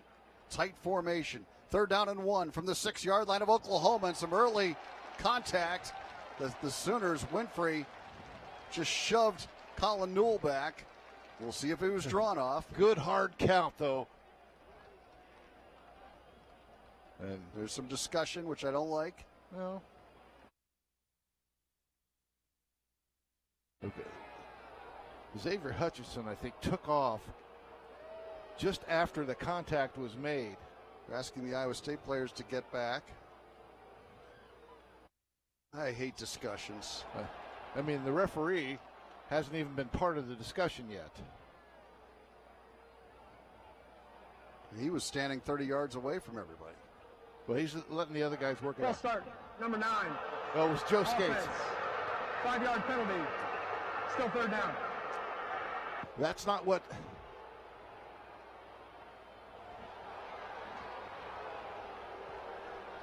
I think it's a bad call. I think once that defender is in the neutral zone creating movement, then that's an offside violation. That's an encroachment. It moves the ball back to the 11-yard line, so it'll be 3rd down and 6. Iowa State from the Oklahoma 11. 5:10 to play, second quarter. Well, that was a big discussion going the wrong way for Iowa State. And boy, Matt Campbell not happy at all. Here's Purdy, handing it to Hall, right side run. Hall trying to get away from a man, does. Fights his way inside the 5, 1st and goal, Iowa State. What a run by Brees Hall to the 3-yard line, a gain of 8. Oh, they had a shot at him in the backfield. They had a shot at him before he got the first down. Tell you what, he is a glider. He covers faster than you think. He doesn't look like he's moving that fast. That was a terrific run by Brees Hall. Did you? Big time. It's like we talked about the speed of TCU and his 75-yard run last week. Nobody was catching him. Boy, I'm telling you what, that was impressive from Brees Hall. Iowa State 1st and goal at the 3-yard line. Purdy awaits the snap of Colin Newell. Oklahoma shifting around and another flag comes out. Well, they're doing a lot of jumping around. False start, number 75. Offense, 5-yard penalty. Still 1st down. Sean Foster with the false start. Pushes him back to the 8-yard line. So it'll be 1st and goal at the 8.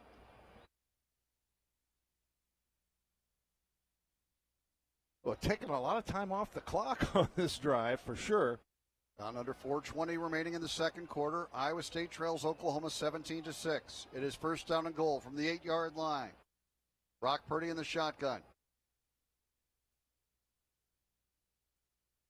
2 receivers left. Purdy fakes the handoff, flips it over the middle, broken up by Oklahoma, but a flag down. Bradley Hiles, I believe, interfered with Sean Shaw.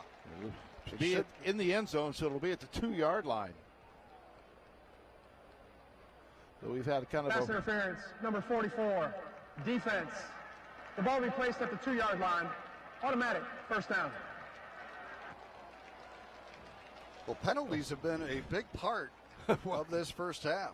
Well, this drive. I mean, Iowa State has 2 false starts. They have the pass interference.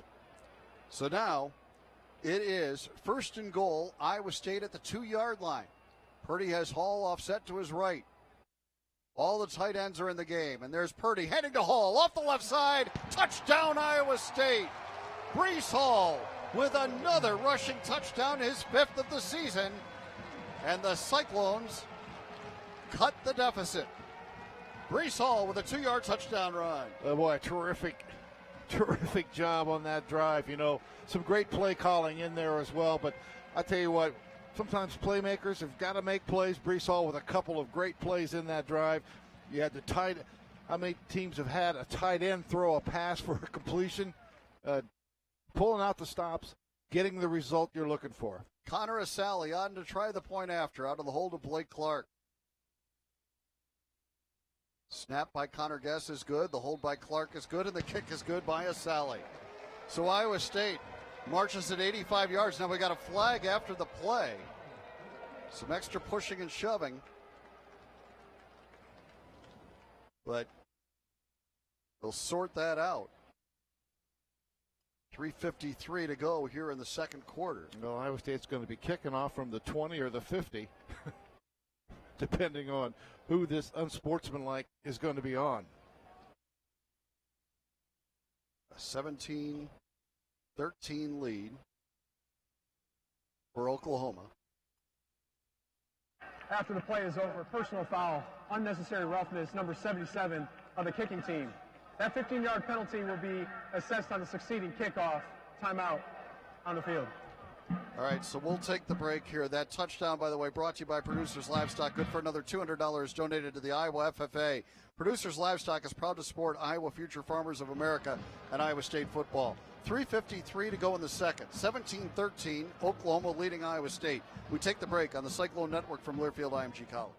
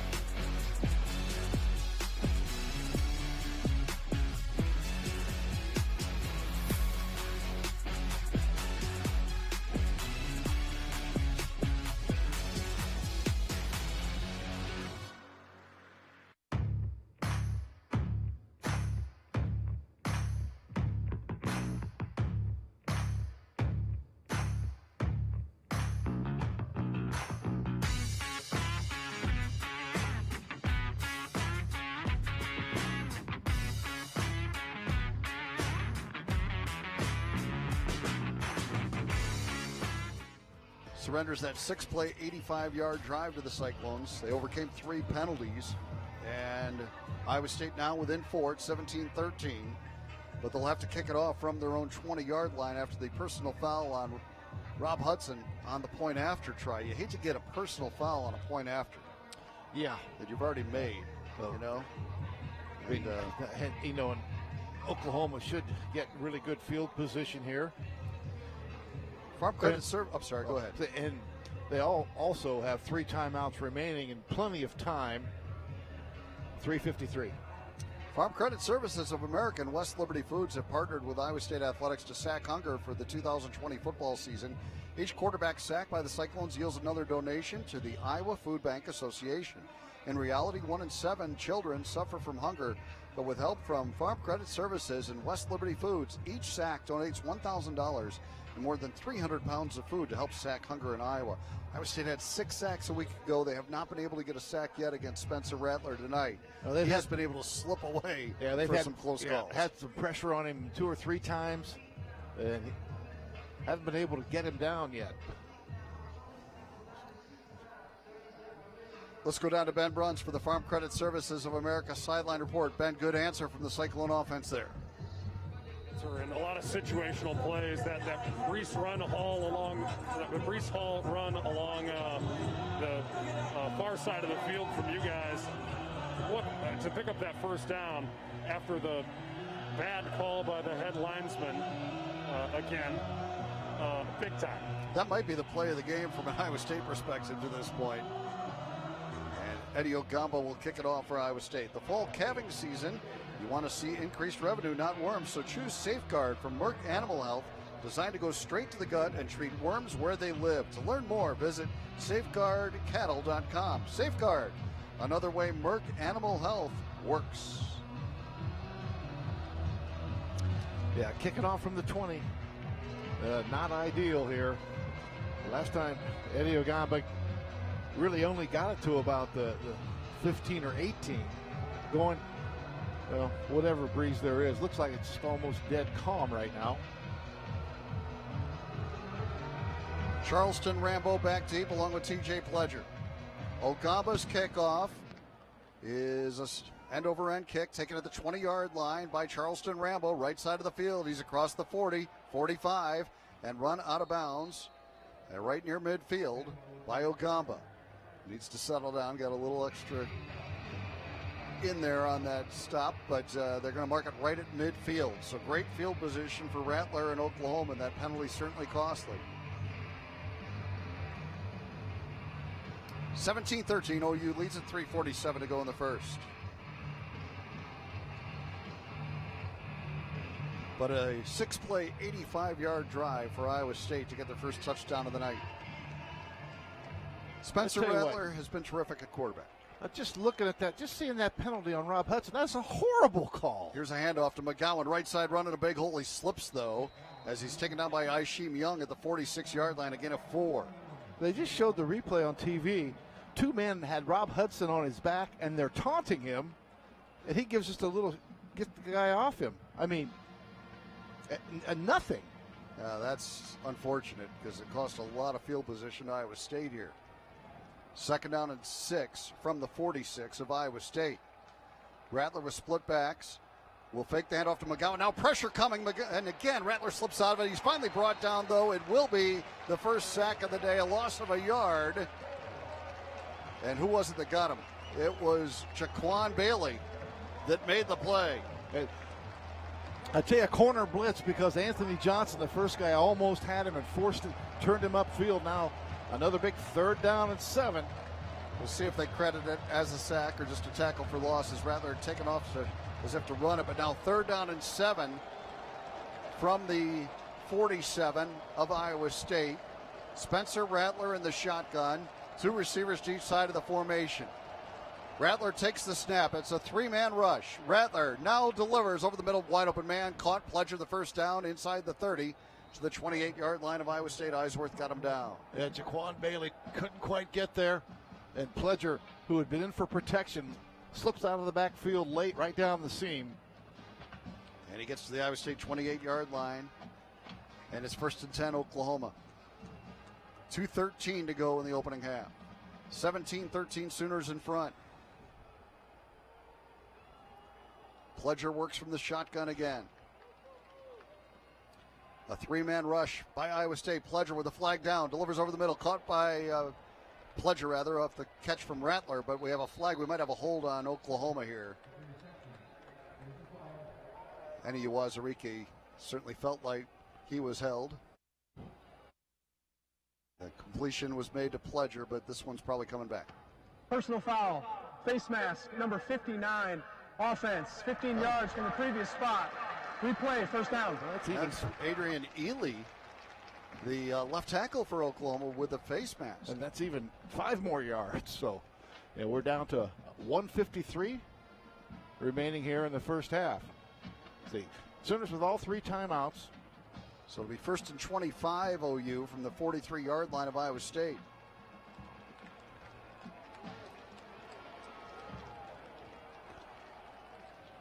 Three-man front for Iowa State.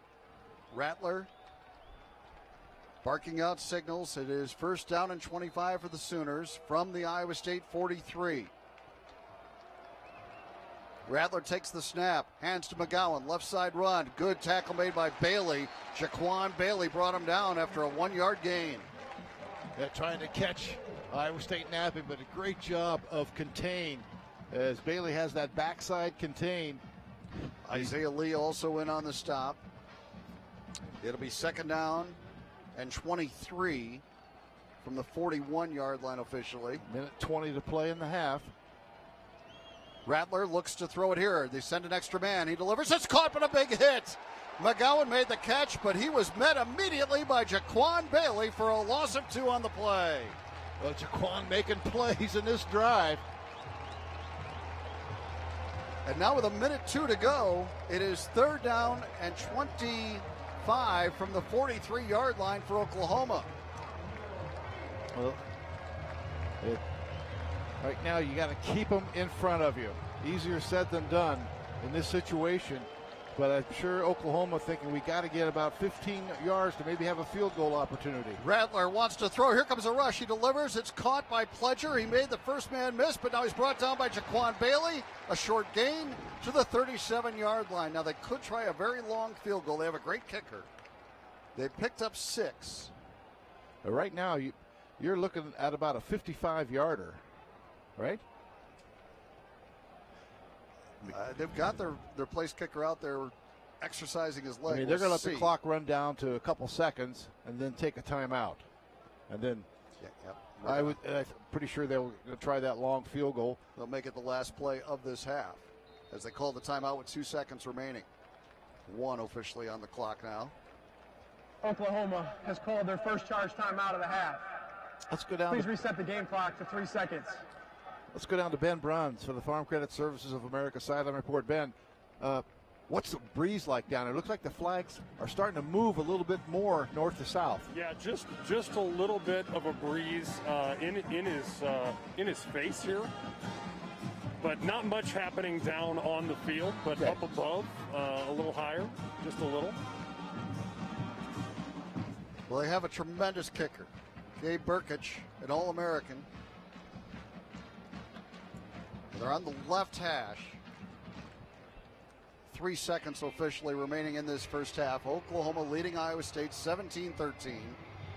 This would be a 54-yard try.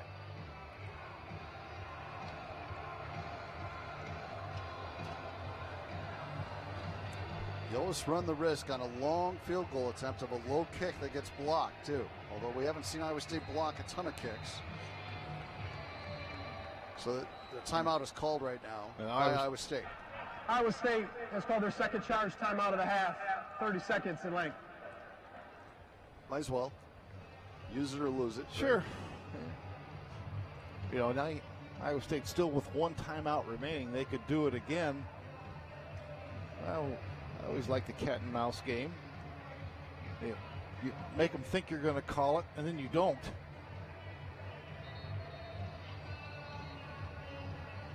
But, you know, when you got a great kicker, I mean, it's certainly within his range. But, you know, Iowa State did a great job defending after they got the face mask penalty.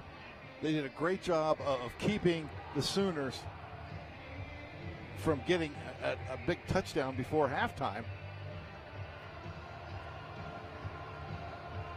His career long was a 50-yarder. This is a 54-yard attempt for Gabe Burkich from the left hash mark.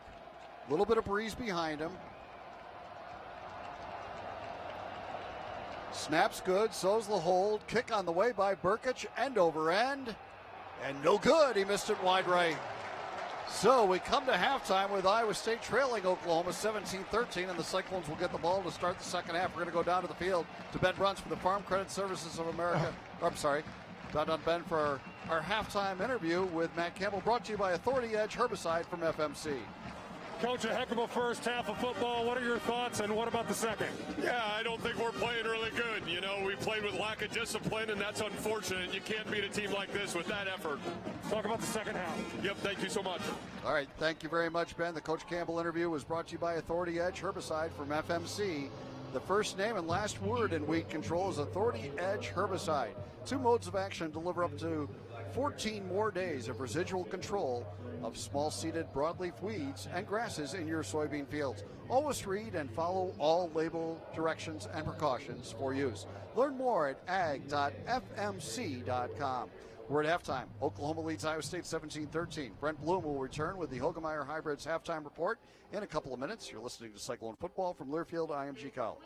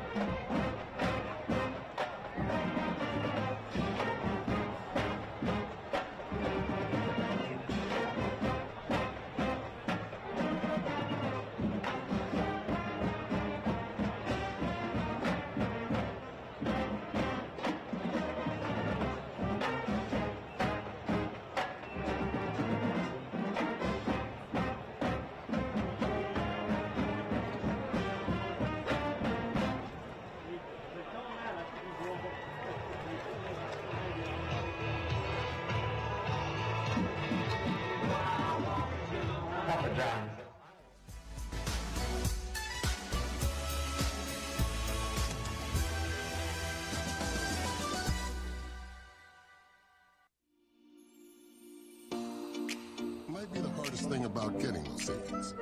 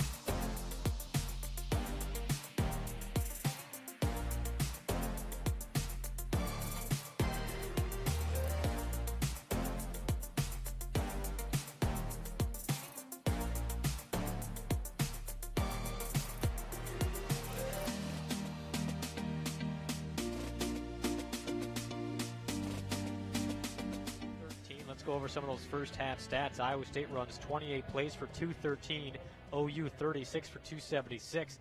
Pretty close comparison in the yards per play, 7.7 for OU, 7.6 for Iowa State. Cyclones Brock Purdy 7 of 15 for 146, as long as a 42-yard pass to Landon Akers. Brees Hall 12 carries for 39, but a key touchdown to cut the OU advantage to just 4.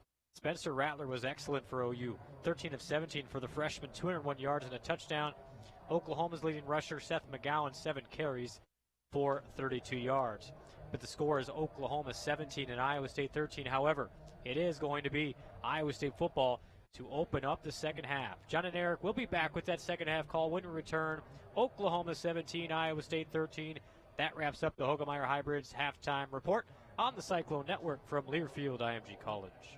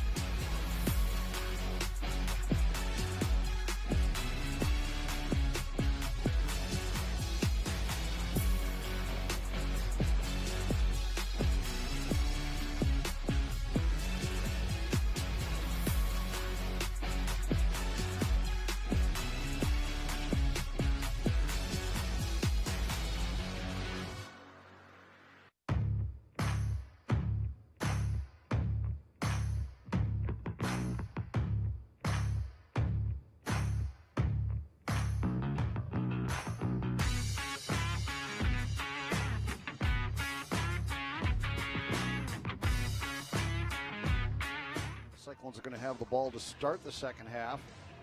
But a good response, I think, Eric, by Iowa State after Oklahoma got out to that 17-6 lead. The Cyclones closed the first half strong. Well, Cyclones have moved the football just about every possession. Had to settle for a couple of field goals and had to punt it once, but Iowa State, had some success with a big, those somewhat explosive plays, some 15, 20-yard plays. They really struggled, I think, stopping their run initially in the ball game and struggled running the football. But if you look at the last 10 minutes of the first half, it was kind of reversed. Iowa State able to get a little run game going with Brees, and they did a much better job. Iowa State did a much better job of tackling them. It's going to be, I think, big for Iowa State to get off to a good start this half. Looks like Oklahoma is going to take the wind in the third quarter. And then Iowa State will be kicking with that breeze behind them in the fourth. You see the flags moving, but I think they were talking about maybe 5 miles an hour. Let's go down to Ben Brunson, the Farm Credit Services sideline report. Ben, any change in the breeze? The flags look like going a little bit more north to south. Yeah, it is. It started to blow in from the north a little bit here and picked up a little bit. Canadian Wangu drifts back along with Tariq Milton. Kicking off for Oklahoma will be Gabe Burkich. Sooners in front 17-13 as this second half gets underway. So the Sooners kicking it from north to south. Burkich approaches the football, hits it well. And Nwangu takes it 2 yards deep. He'll bring it out right side of the field across the 20, and that's where he's hit. But fights through it and gets to the 27. Well, what strong finishing on that kickoff return for Kane Nwangu. Yeah, great job. The kick was kind of low, so even though it was a yard or two in the end zone, Kane thought he'd have an opportunity. But boy, he finished that run like a fullback and drove forward, got extra yards, got about 6 extra yards after it looked like he was going to go down.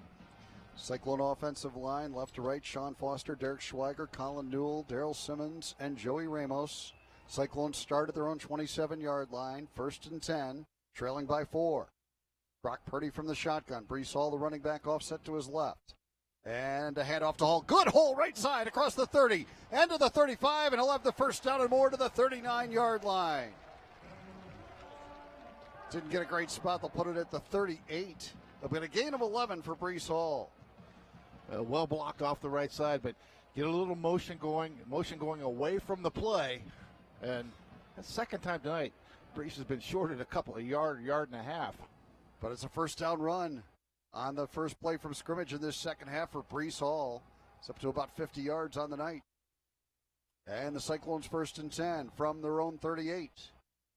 And Purdy gives it to Hall. He tries the left side, avoids a man, spins away from another, across the 40, 45, and out of bounds with another first down at the 50-yard line. Brees Hall with a tremendous 12-yard run. Well, it was a 4-yard loss waiting to happen, and he ends up getting a dozen. What a terrific play by Brees Hall. He has had some of the best runs of his career tonight. I mean, 3 beauties. And back those to last 2, and then the incredible run to get that first and goal late in the first half. Back-to-back runs here in the second half. He's got 62 yards now. Got Iowa State bringing Rob Hudson in again, so Iowa State with 6 offensive linemen. And the play clock down to 7. They get him shifted around. They put Hudson on the left side. We're down to 3 on the play clock. Here's Purdy taking the snap, giving to Hall off the right side. Brees fights his way to the 46. He picked up 4. So it's been Hall for a total of 27 yards of offense here in the second half. And we mentioned Rob Hudson coming in. Rob is a large man, 6'7", 360 pounds, and lining up outside the tackle. Back out of there now. It's 2nd down and 6. Iowa State. They're at the 46-yard line of Oklahoma. Opening possession of the second half. Cyclones down 17-13. Purdy from the shotgun. All alone in the backfield now as Hall lines up like a tight end. Purdy looks to throw it. Purdy under some pressure, steps up away from it, dumps it off over the middle, caught by Kohler, first down to the 32-yard line of Oklahoma. They'll mark it at the 33, another horrible spot, but a gain of 13 on the catch by Kohler. Yeah, that is a bad spot there, too. But what a great job. Only 3-man rush from the Sooners, and they were starting to pinch him a little bit, but he steps out of the pocket as the pursuit comes, and he makes a good read and a good throw. First down and 10, Iowa State at the 33-yard line of Oklahoma. Purdy in the shotgun, 2 receivers right, 2 left. Nwangu in there at running back. And Purdy, the flag down, hands to Nwangu, big hole across the 25. Nwangu cuts it outside, 20, 15, 10, 5, and finally taken down at the 2-yard line. But there's a flag at the line of scrimmage. We'll have to check that out. Well, I don't know if Iowa State didn't have 7 men on the line of scrimmage, and I think that's going to be the call. Illegal formation, more than 4 players in the backfield, offense, 5-yard penalty, still first down. What a great run by Kene Nwangu, though. All comes back. I don't know who lined up incorrectly. Matt Campbell's asking the same question. But the linesman had the call. They move it back to the 38-yard line. It'll be first down and 15, Iowa State from the Oklahoma 38. Tell you what, I'm looking and I'm seeing 7 guys on the line of scrimmage, for most officials. That is incredible. First down and 15, Iowa State from the 38. Purdy off play action. They pick up the blitz. He fires to the right side, back shoulder, and interference is going to be called on Oklahoma on Trey Brown. He interfered with Xavier Hutchinson.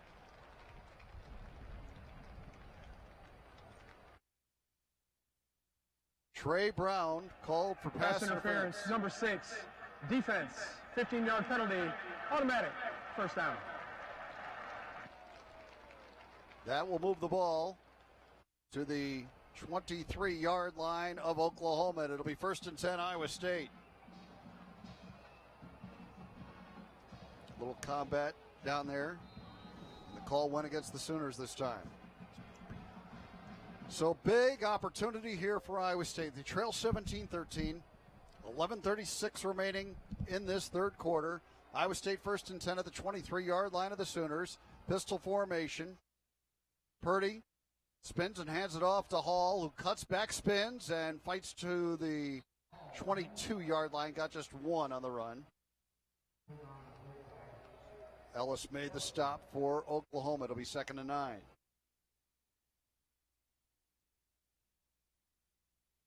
Got to cash in here. Really good opening drive in the second half.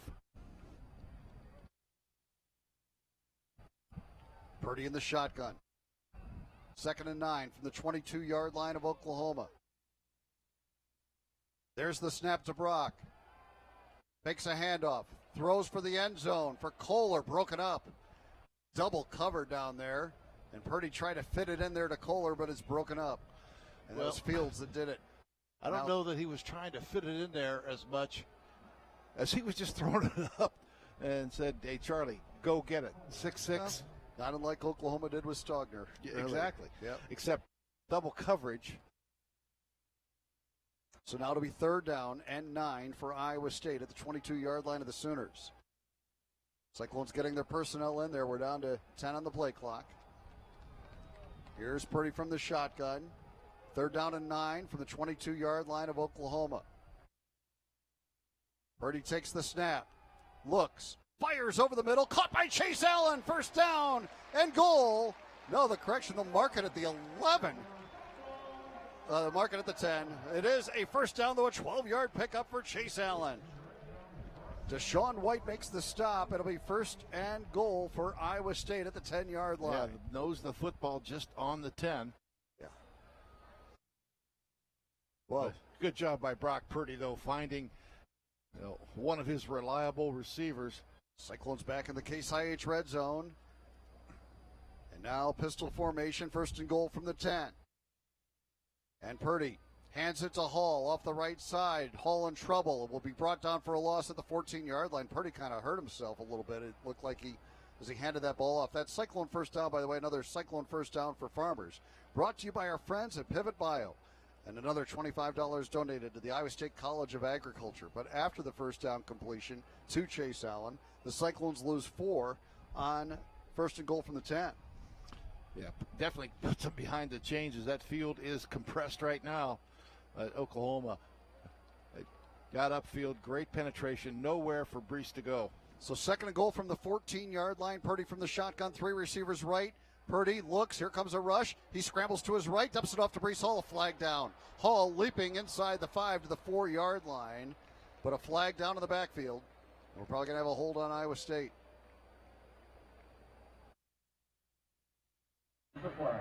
Holding, number 55. Offense, 10-yard penalty from the previous spot. Still second down. Well, the penalties that Iowa State didn't have in the first couple of games, they've certainly got them tonight. Sooners have had their share as well. But Darrell Simmons, the right guard, gets called for the hold. So it'll be second and goal from the 24-yard line. Now you got to start thinking about field goal range. And that's into the wind, too. Yeah. Purdy from the shotgun. There are 3 receivers bunched to the left, 1 to the right. Hutchinson goes in motion. Purdy takes the snap, a rush coming. Purdy rolling right. Purdy looking. Now throws it downfield to the end zone. Oh, through the hands of Landon Akers. Couldn't quite hang on. Radley Hiles might have gotten a hand on it, too.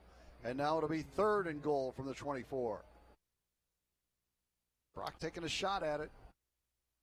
Yeah, he's done a nice job of avoiding the pressure. As the pressure came, the outside guy tried to get inside the tackle, and immediately Brock rolls out to his right. Buy a little extra time. And, now, and seriously, right now, John, goal to go from the 24. Hey, you're thinking, hey, let's get a big chunk of it here so we make the field goal easier. You can't afford to take a sack in this situation. Cyclones trail 17-13. Opening possession of the second half and a timeout called by Iowa State. Yeah, you hate to use that timeout there, but Iowa State, but you needed first charge timeout of the second half. Timeout on the field. Well, the holding penalty. The loss on first and goal from the 10. The loss of 4 on the run by Hall. Then the holding penalty on Simmons. It's put Iowa State in a tough predicament. We've got a timeout here. 9:03 remaining third quarter, 17-13 Oklahoma. Let's take the break on the Cyclone Network from Learfield IMG College.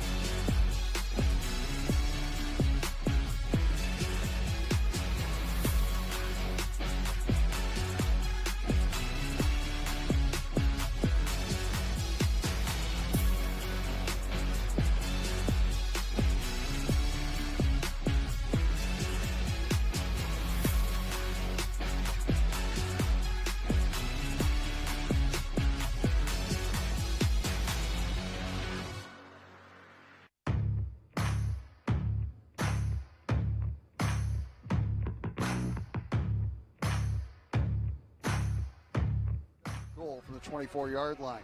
Let's pause 10 seconds to allow our stations to identify themselves. This is the Cyclone Network from Learfield IMG College.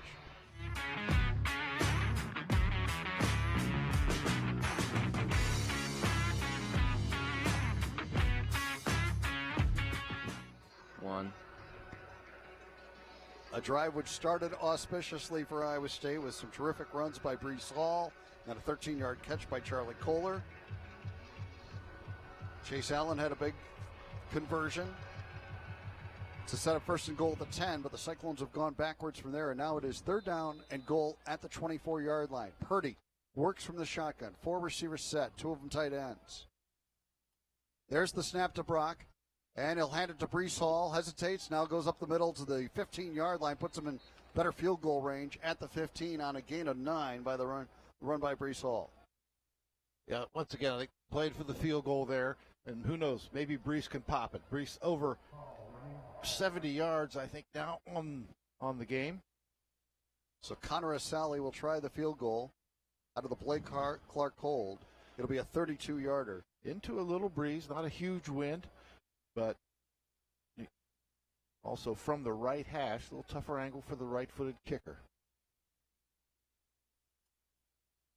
Connor Guess will snap it. Snap and hold are good. Kick on the way by Asali. End over end, and it is good. Connor Asali has hit 10 straight field goals.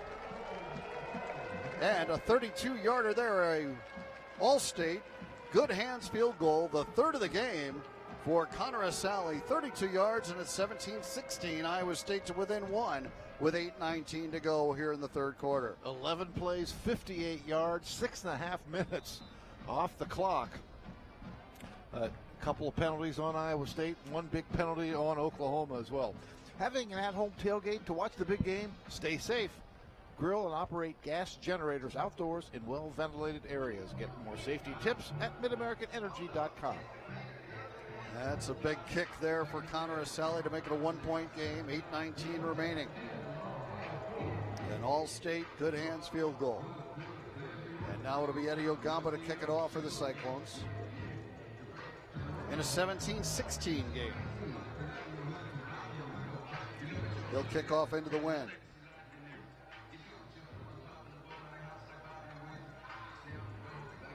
Iowa State has scored the last 10 points after Oklahoma went ahead 17-6. Ogamba kicking from south to north. Sidewinding kick taken by Rambo at the 6-yard line, right side of the field. He's across the 15, angling left. And he is tripped up on a beautiful play by Arnold Azuna at the 16-yard line. But Iowa State might have been offsides here.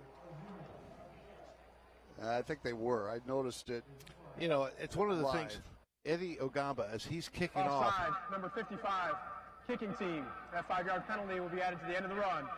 First down, Oklahoma. So they'll just take it at the 21. Yeah, so not a bad result there. You're right. Ogamba slowed down. He's slow going to the ball. Yep. Now Oklahoma has elected to re-kick the ball. Yep, there it is. It'll be a 5-yard penalty from the 35-yard line. Yeah, that's what I would do if I was Lincoln Riley, have him kick it again. Yep. You know, but Ogamba's been the kickoff guy all year, so you have to understand that that's his approach to the ball is much slower than a lot of guys. Yeah, he kind of starts running up to it, then slows down a little bit, then speeds up again. And the linesmen in this game have been suspect at best anyway. I think they got that one right. I really do. I noticed it live that it looked like Iowa State was offside. My point is, I would say probably 25% of all kickoffs, somebody's maybe ahead of the kicker slightly, and they just don't call it. But I do agree that he was ahead of Eddie Ogamba on that one. So Eddie will tee it up at the 30, and we'll do it all over again.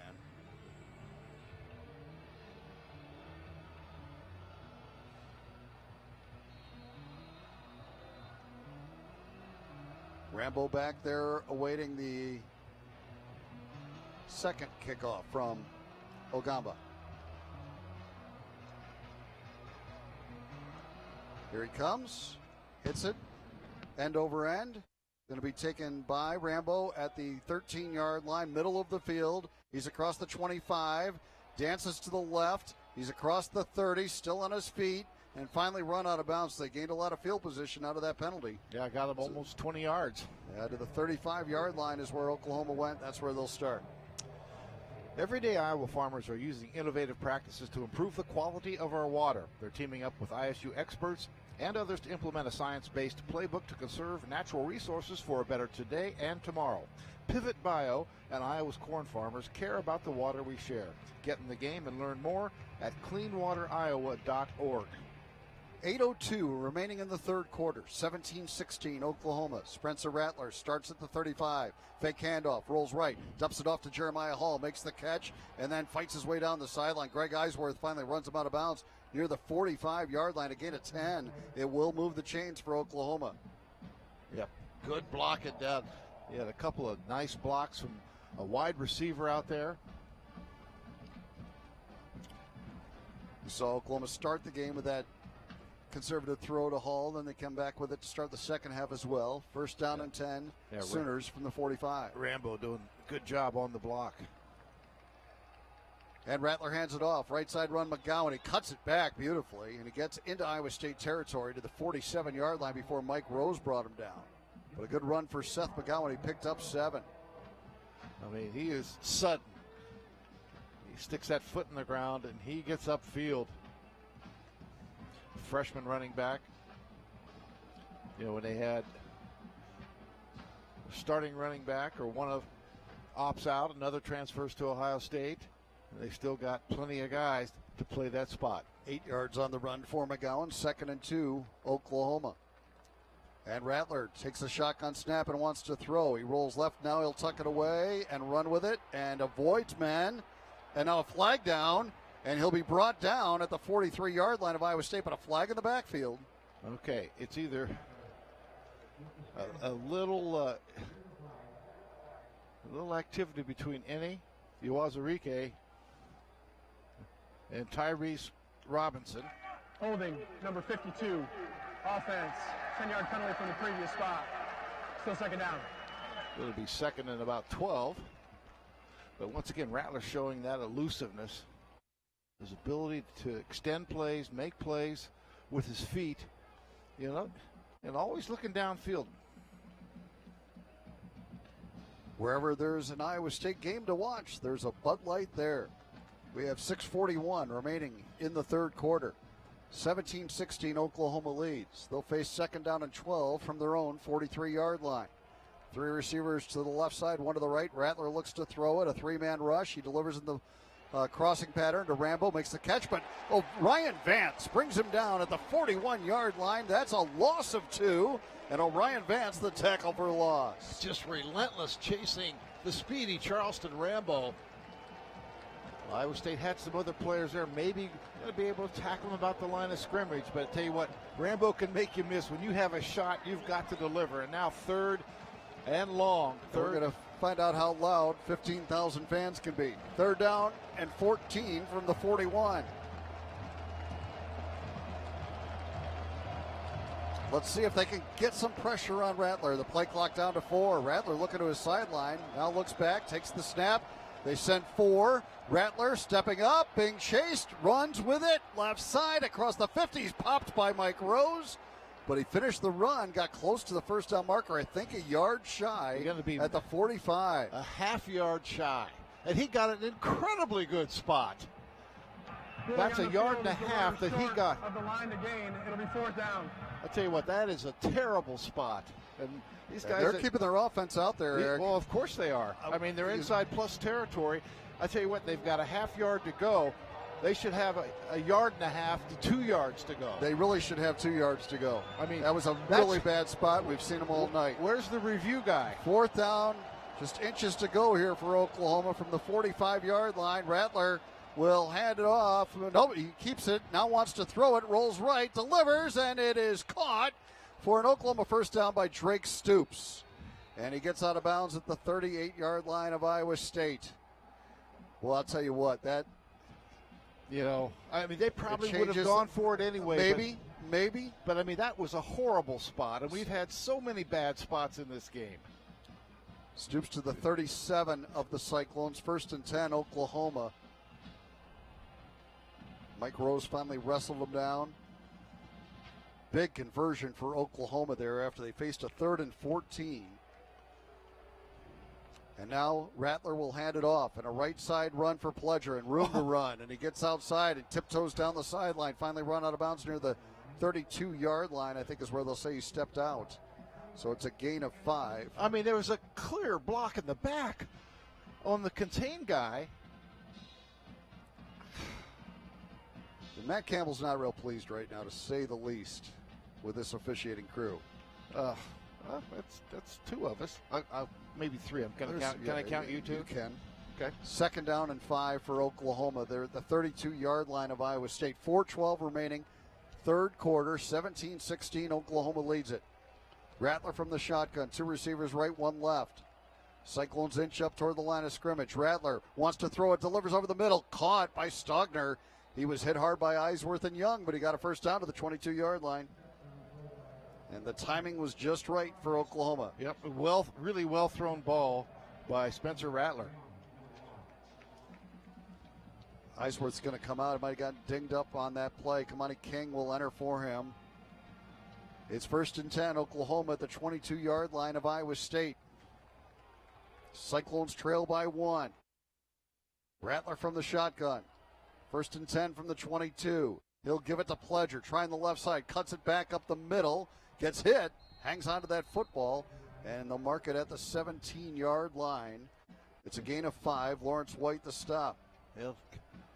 Good jitterbug in the hole by Pledger. Good back.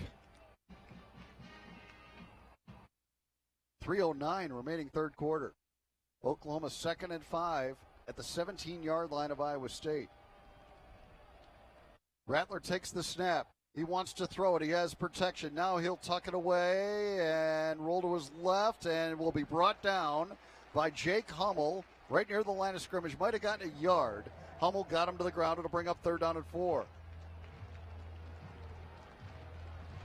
2:40. We've only had 2 possessions in this second half. Iowa State chewed up about 6 minutes of clock, and now Oklahoma's doing the same. Other than the penalties, slowed it down a little bit. This has been a really fast-moving 3rd quarter. We're down to 2:27 to go, and the clock ticking. Oklahoma 1-point lead in the ball. They've got 3rd down and 4 at the 16-yard line of Iowa State. Holding them to a field goal attempt here would be big. Eisworth back in the game. Rattler takes the shotgun snap, a 3-man rush. Rattler rolls right, looks downfield, fires that way, incomplete. Boy, he threw a bullet down on the goal line. The pass unable to be held in by Obialo, and now the field goal unit comes on for Oklahoma. Yeah, the ball pretty well thrown, had a lot of steam, but you couldn't float that one up there. Boy, does he have an arm? That would be yes. Wow. Burkich will try a field goal here. It'll be a 33-yard attempt with 2:05 remaining in the 3rd. 17-16, Oklahoma leads it. Gabe Burkich tries a 33-yard All-State Good Hands field goal. It's on the way, and it is good. And Oklahoma's back up by 4. It is 20-16 OU with 2:01 remaining in the 3rd. And we've got a timeout on the field on the Cyclone Network from Learfield IMG College.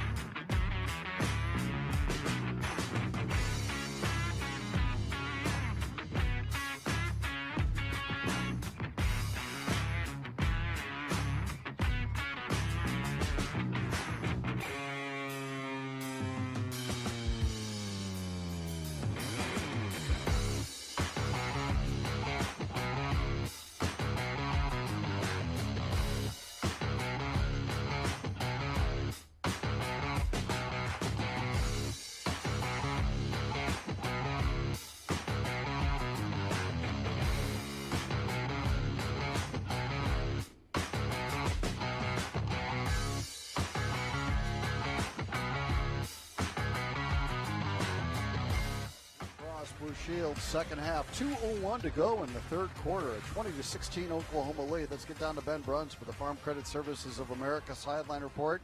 Good to hold him to a field goal, Ben. Now the offense has to go to work. Yeah, really, really good. And, I'm going to try to keep myself from getting thrown out of the game when the referee comes back over this way because, man, this officiating has been no bueno by the linesmen on both sides.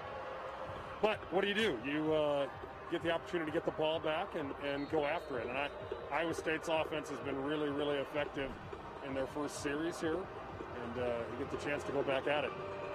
Law enforcement is cracking down on wearing seatbelt. Cyclone fans. The Iowa Governor's Traffic Safety Bureau and your local law enforcement remind you to click it or ticket day or night. Yeah, what we've seen for Iowa State, 18 rushes in this game for 72 yards, all by Breece Hall. Of course, we had a great run called back by Kene Nwangu, but we've not seen any run game at all for Brock Purdy.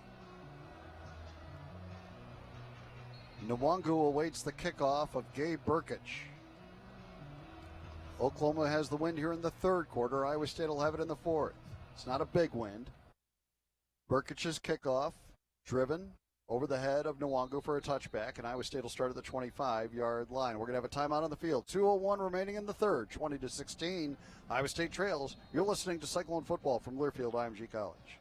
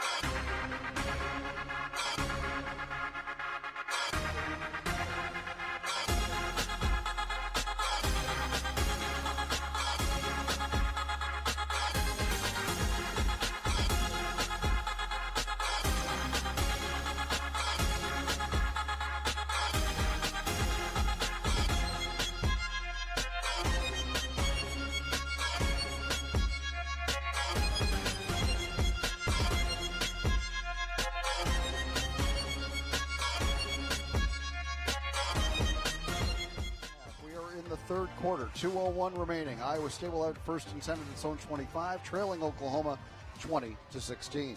The support you've shown for local farmers throughout this very tough year has not gone unnoticed. Gestures that may seem small to you, like choosing to fuel up with E15 or unleaded 88, which are made with corn grown right here in Iowa, make a difference to our state and shows we are stronger together. In Iowa, we grow corn, but the truth is corn grows Iowa.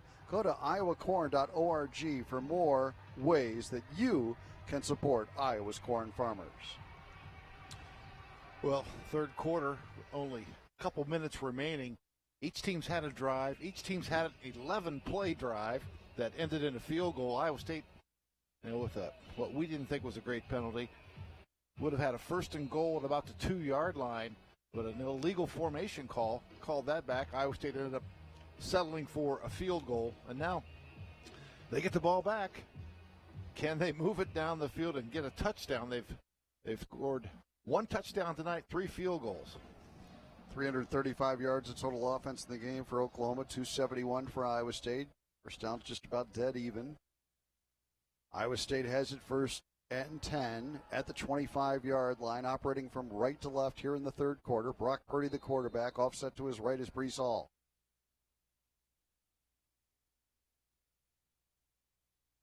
Four-man front for Oklahoma.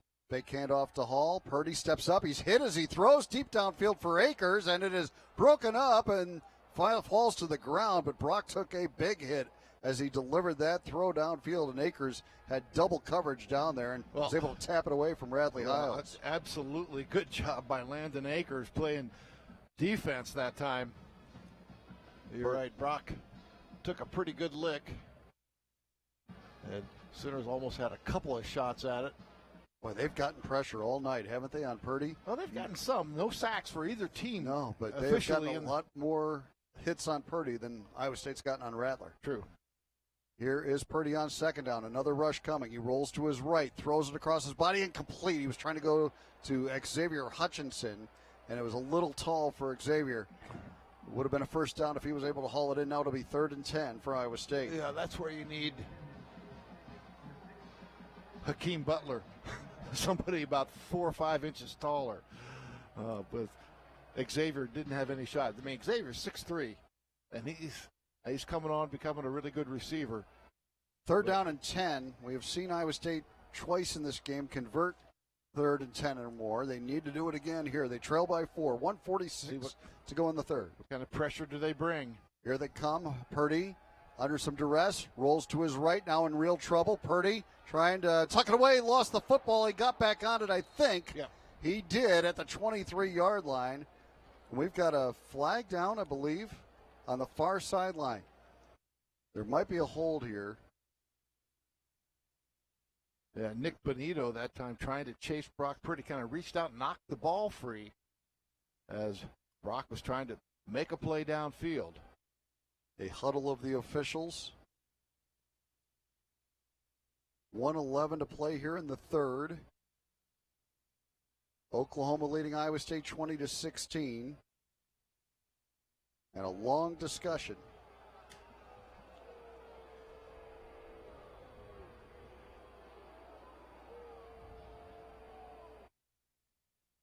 You either saw something or you didn't.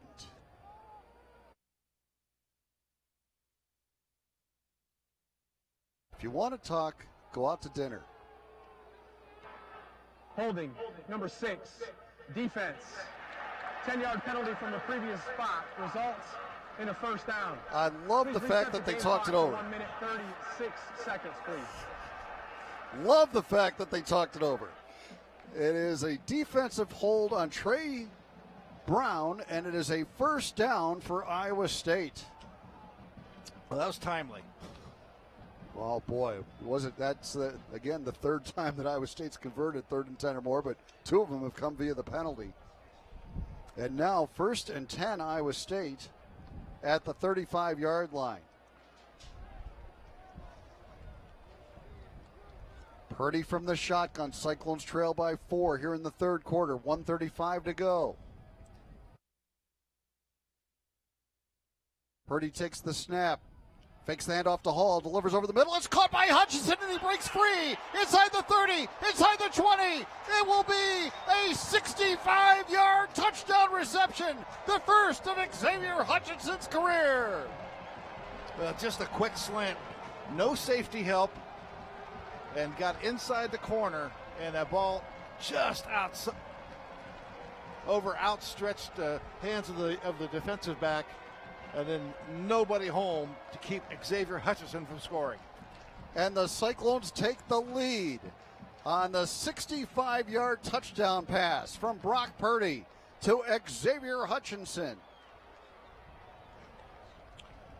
And now Connor Asali will try the point after. And the kick is good. And the Cyclones lead it 23-20. Tell you what, that play action, but Jaden Davis, the corner, had no help.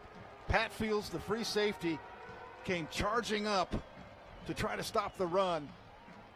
And when that ball absolutely perfectly thrown. And that touchdown brought to you by Producers Livestock. Good for another $200 donated to the Iowa FFA. Producers Livestock is proud to support Iowa Future Farmers of America and Iowa State football. What a turn of events. The penalty gives Iowa State the first down. Then on the next play, a 65-yard touchdown pass from Purdy to Xavier Hutchinson.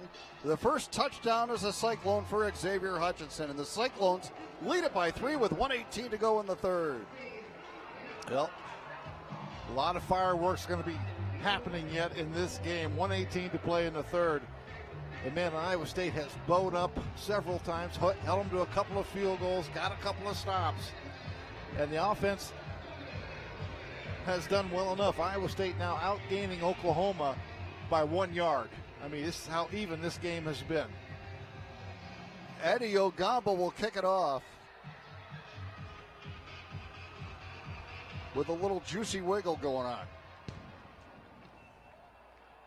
Rambo lets it float over his head into the end zone. A touchback into the wind for Ogamba. Nice job. Yeah, I think Rambo just misjudged that. The ball carried. Turn your house into the hottest hotspot with Extreme Wi-Fi 360. Hyper-fast, ultra-reliable Wi-Fi so you can feel extreme power in every corner of your house. Extreme, powered by Mediacom. A little bit later in the game, we'll go down to Ben Bruns for the breakthrough performance of the game, brought to you by Pioneer. We'll give him some time to think that one over. 1:18 to go here in the third. It is 23-20 Iowa State. What a time for Xavier Hutchinson to make his first career touchdown reception. A guy who had an offer from OU. First down and 10, Oklahoma at the 25. Rattler wants to throw a blitz coming. He's hammered. Oh, did he get hit? And he held on to the football. It was Anthony Johnson on a corner blitz that got him. No, correction. That was Eric Horn. That was Eric Horn coming off the edge. Eric Horn with the sack. And, man, he came in like a missile. And not from the backside, from the front side, but Rattler was looking to his left. And it's a loss all the way back to the 12-yard line. So it is 2nd and 18 here for Oklahoma from the 12, or the 17 rather. 2nd and 18 from the 17. Shotgun snap to Rattler. He rolls to his right. Some pressure coming. Rattler gets rid of it, and it is incomplete. Trying to make a sliding catch was the receiver Theo Howard, the transfer from UCLA. And I think we're going to have roughing the passer. Oh boy. A costly penalty this will be. They're talking this one over too. There's 2 flags down. Personal foul. Roughing the passer, number 32. Defense with targeting. 15-yard penalty. Automatic first down. Previous play is under review. Oh, man. 25 seconds to go here in the third. Oklahoma was looking right down the barrel at 3rd down and 18. Instead, they're going to get the automatic first down, and perhaps Vaughn will get ejected if the targeting is held up. While the Iowa Corn Cyhawk Series is on hold for this season, Iowa's corn farmers will continue to stand behind this unique series and everything it stands for, because here in Iowa, we grow corn, but the truth is corn grows Iowa.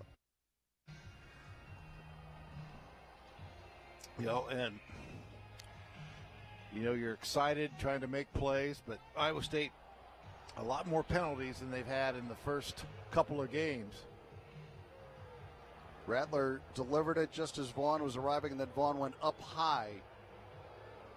And that's where the targeting came in. And I think that's probably going to get upheld. We'll see. Well, the world depends on farmers, but who can farmers depend on? At Pioneer, our teams are dedicated to serving farmers year-round. Pioneer, an American seed brand since 1926. Gary Vaughn has played some really good football for Iowa State this season.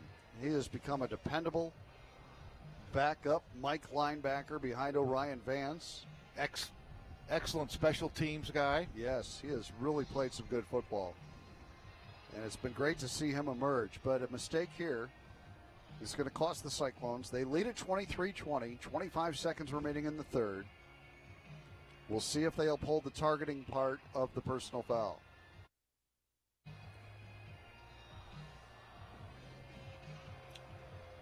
Did you know that right now Geico is offering an extra 15% credit on car, motorcycle, and RV policies? That's on top of what Geico could already save you. So what are you waiting for? Visit geico.com to learn more.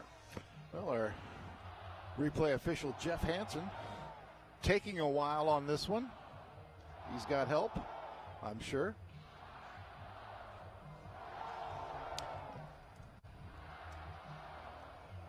Yeah, makes you wonder. We had more reviews in this game than we had in the first two combined, I'd say, and more penalties. Kind of been the story of the day in the Big 12. Well, the officials in this league have got more airtime than the players today. 25 seconds remaining here in the third. Cyclones up 23-20 after Xavier Hutchinson hauled in a 65-yard touchdown pass from Brock Purdy. But we await the clarification on what was called targeting on Gary Vaughn. The ball's already been marked at the 32-yard line. So they're out of the hole that they had with that 2nd and 18. And now we're going to finally get the decision here. Maybe. I think he's just teasing us.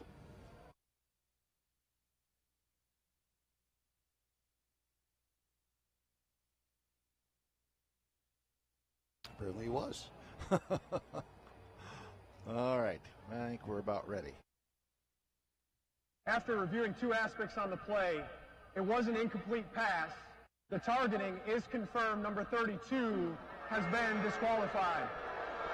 15-yard penalty, first down, Oklahoma. So that moves the ball out to the 32-yard line, and Gary Vaughn is ejected from the game. Now, they changed the rule this year. You no longer have to leave the playing field completely. You can go to the bench. So Gary Vaughn is able to do that. Doesn't have to go to the locker room. But boy, a couple of big penalties here, one by each team here in the last couple of drives.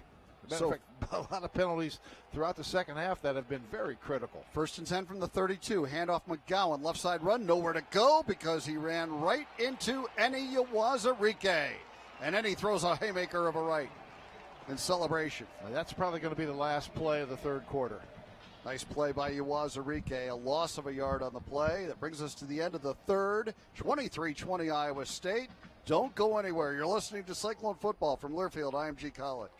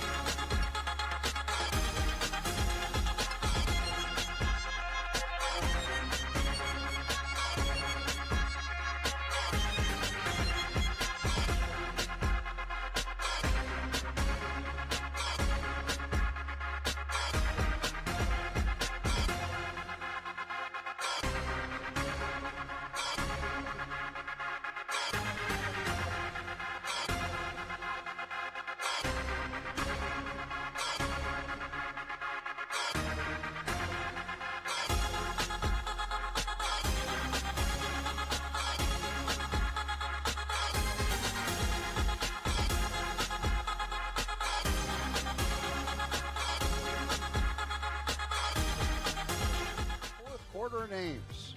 A 23-20 Iowa State lead over number 18 Oklahoma. Sooners will have the ball at their own 31-yard line, facing second down and 11 when play resumes. The breakthrough performance of the game is brought to you by Pioneer. Ben, what do you have for a breakthrough performer in this one? Well, let's go with Xavier Hutchinson. What a huge play in this game. Able to connect Brock Purdy, perfect throw on stride, and taking that thing to the house, no one around him. But he's made some other really, really good grabs in this game. A couple times where throws have been behind him. He had to pivot and get to it. And that's a lot because Brock's faced a ton of pressure from lots of different angles. But he's just made plays. 3 catches, 83 yards, and a touchdown for Xavier Hutchinson, and he is our breakthrough performer of the game. When it comes to breakthrough performance and higher yields in your cornfields, choose the brand that's revolutionized how corn is developed. Choose Pioneer. Learn more at cornrevolution.com. Good choice, Ben. I certainly would agree with that. You know what? The crazy thing is Iowa State's had some pressure on Spencer Rattler. And a lot of pressure tonight on Brock Purdy. But that sack by Eric Horn is the first sack of the game for either team. And we haven't had a turnover tonight either. The quarterbacks have done a nice job of feeling the pressure, getting rid of it. And we have a little misty rain, it appears like, coming down right now. Yeah, just some very lightly falling raindrops. Yeah. Now order your groceries online. Get them even faster with Hy-Vee Aisles Online same-day pickup. We've added even more pickup times to choose from and pick up your groceries in as little as 2 hours with the new Get It Faster option. Download the Hy-Vee grocery app or visit Hy-Vee.com/grocery to get started. Well, a big play by Eni Iwazurike, a tackle for loss, sets up second down and 11 for Oklahoma. They're at their own 31-yard line. They're going to operate from right to left here in the fourth quarter into the wind. Fake handoff to Pledger. This is Rattler rolling right, buying time, fires back over the middle, and it is caught. Oh, my goodness, a catch by Theo Howard in a crowd for a first down for Oklahoma. Hey. To the 45-yard line. Anthony Johnson with a nice hit. Oklahoma's put Eric Swanson. They moved him over to left tackle. They moved Ely over to the right side. And it's starting to rain a little bit harder. First down and 10 at the 45-yard line. Big play there from Rattler as he found Theo Howard, the transfer from UCLA. Now a first and 10 play and a handoff. Pledger pitches it back to Rattler. And the deep throw down the right side of the field goes incomplete. Staying right there on the coverage was Arnold Azuna as they tried to go to Marvin Mims on the flea flicker. But, man, Azuna wasn't biting. Well, they had two options because they had a deep post that time with Charleston Rambo. And Iowa State did a great job. Lawrence White picked that up. And the wheel route wasn't there either. So good coverage. Way to stay home. And it's starting to pick up with that rain. And it's really blowing sideways. That wind has picked up quite a bit, too. And Iowa State will have that wind here in the fourth quarter. 14:19 to go. Oklahoma trails Iowa State 23-20. The Sooners have it second and 10 at their own 45-yard line, operating right to left. And Rattler, off play action, looks with a little shovel pass underneath. It's caught by McGowan, and he goes forward inside Iowa State territory to the 47-yard line. Yeah, Azuna made the stop, and it's going to be third down. And about 3 to go for Oklahoma. Yeah, a little shovel pass. McGowan went for 35 yards. They're going to go quickly. Iowa State trying to get Isheem Young into the game. Third down and 3. Shotgun snap to Rattler. He rolls to his right, plants his foot, and fires it deep downfield for Rambo. And it's broken up in a flag. Yeah. As Eisworth bumped into him before he could catch it, but it probably saves a touchdown. The pass interference on Greg Eisworth. Yeah, Rambo had a step. He got there early, for sure. Boy. Pass interference, number 12. Defense, 15-yard penalty from the previous spot. Still first down. Absolutely take that pass interference when you consider the alternative there. Especially in college when it's 15 yards and not spotted foul. Let's head down to Ben Bruns, Farm Credit Services sideline. What's it like down there weather-wise, Ben? Yeah, I'm trying to figure out why you're going to me while I'm trying to put extra layers on, guys. It's I think if this picks up a little bit more, it's going to be mushy in a hurry. This is pretty serious drizzle. It just started shifting around. It's blowing toward us now. It's blowing into the booth. Here's a handoff to McGowan. Off the left side he goes, trying to bounce off tacklers, but he'll be brought down by Mike Rose, who had nothing to do with that, and a loss of 2. They had him corralled, and then Rose came flying in and leveled McGowan for a loss of 2. Talk about stay in your gap, control your gap. That's exactly what Iowa State did all across the front that time. A loss of 2 sets up 2nd and 12 from the 34-yard line of Iowa State. 13-17 to go in the fourth quarter. Iowa State leads at 23-20. Spencer Rattler in the shotgun, 1 receiver left, 2 right. There's the snap. Rattler fakes a handoff to McGowan, now fires left, broken up.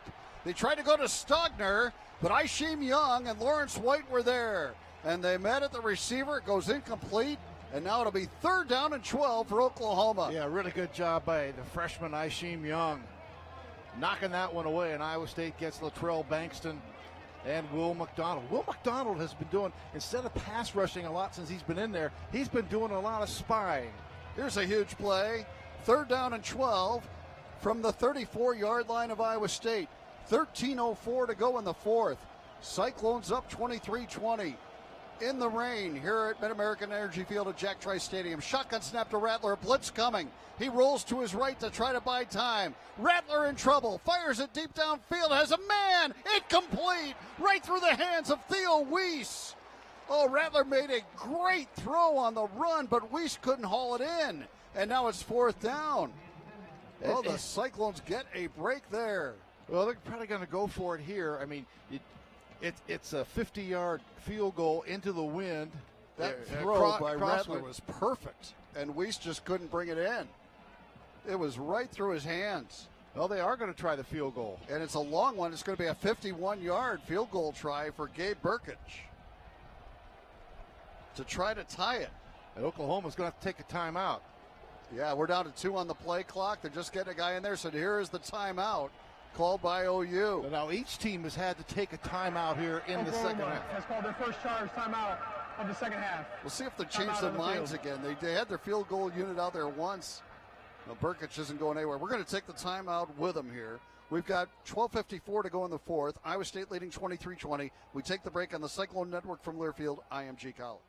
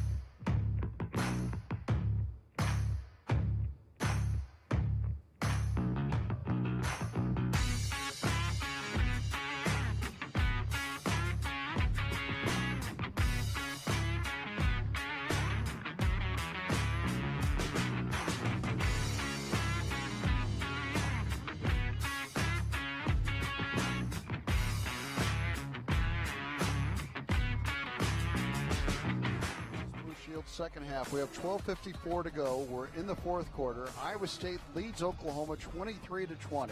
It is 4th down and 12 for Oklahoma at the Iowa State 34-yard line. Gabe Burkich has stayed out on the field. It would appear he will attempt a 51-yard field goal. Let's go down to Ben Bruns for the Farm Credit Services of America sideline report. Ben, that defense has really stepped up after a little bit of a slower start tonight. They've really been very good. Yeah, they have. And what you just saw in that the last part of that series is the DBs closing quickly on deeper throws and making great plays with timing. It'll be a 51-yard field goal just inside the left hash mark. A little bit of a breeze, we think, in the face of Gabe Burkich. Kind of a crosswind, too. This to try to tie it from 51.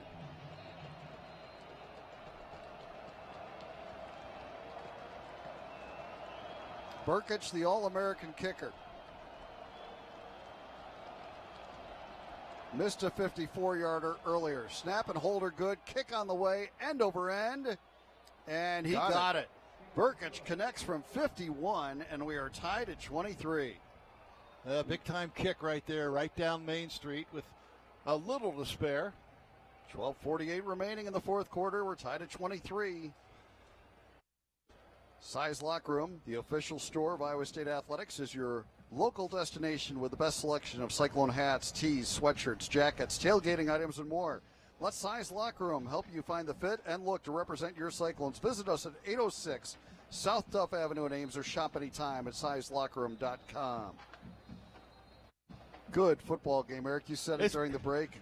Yeah. It really has been. I mean, these two teams really getting after it. Too many penalties, but we've certainly seen that all day in the Big 12. But some big-time offensive plays, some great stops defensively. And as you said, clearly two of the better teams in this league. And I think teams that, I think are going to continue to get better. Kicking off is Gabe Burkich in a 23-23 game with 12:48 to go. Back deep is Kane Nwangu. He's had a couple good returns so far tonight. Burkich on the approach. Hits a low-line drive, returnable, and it's going to bounce and go through for a touchback. Boy, it bounced at about the 3. Nwangu let it go because it looked like it might be headed out of bounds. Well, plus it was going to be pinned in the corner. Yeah, it was going to be a tough return. It was a good decision by Kane. Could have just as easily bounced out of bounds, but it went through the end zone for a touchback. Cyclones will start at the 25. We saw that same thing, was it last week, with a couple of kickoffs that went just almost right over the pylon.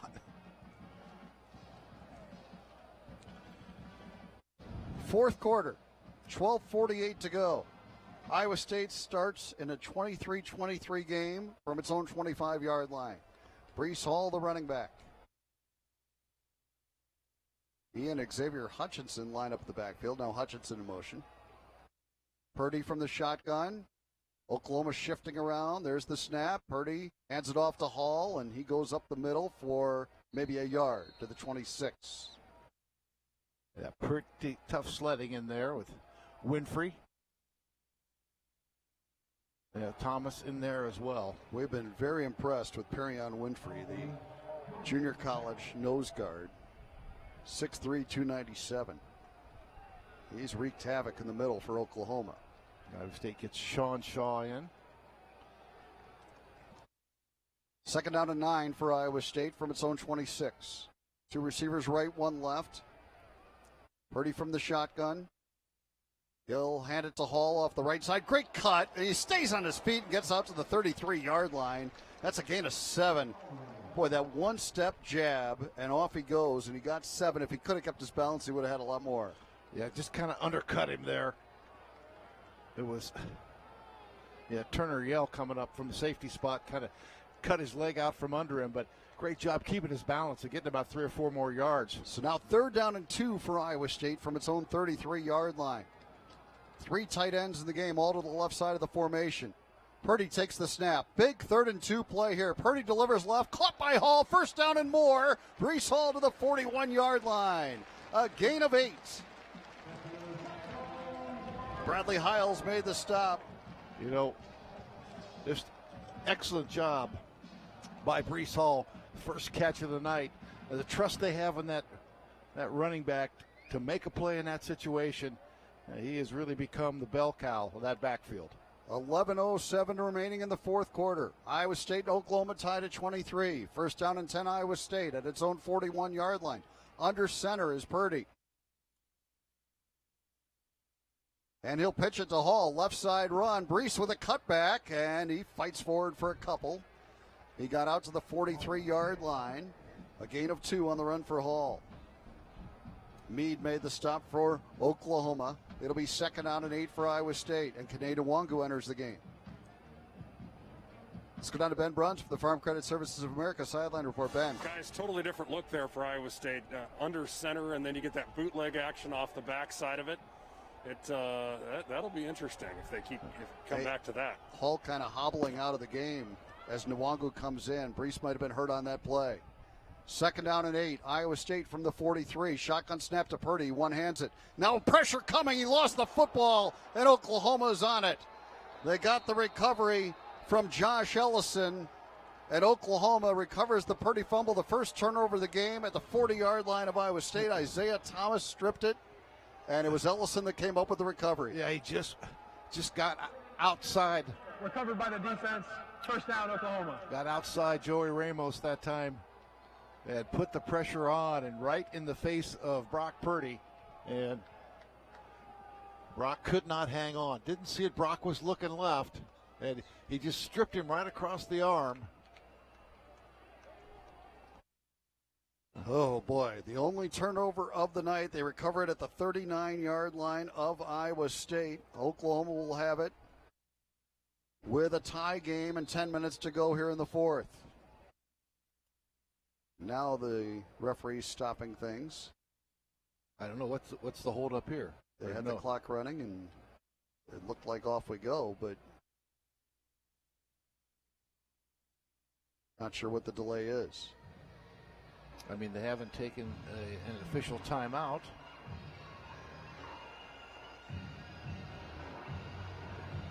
Have they? No. The fumble is confirmed. It's first down, Oklahoma. That's why they were reviewing it. Yeah, but referee never went to the review monitor. Right. First down and 10, Oklahoma at the 39-yard line of Iowa State. Tie game, 4th quarter, 10:08 to go. Yep. Big defensive play by Isaiah Thomas. Now, who can make one for Iowa State? Rattler in the shotgun, 1st and 10 from the Cyclone 39.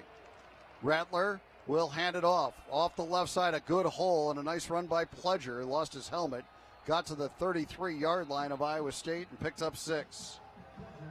Young and Rose on the stop for Iowa State. They're going to mark it at the 34, so we'll call it a 5-yard run for Pledger. It'll be 2nd down.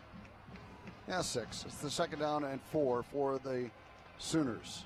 Iowa State gets Datrone Young in for Tavon Kyle. Split backs.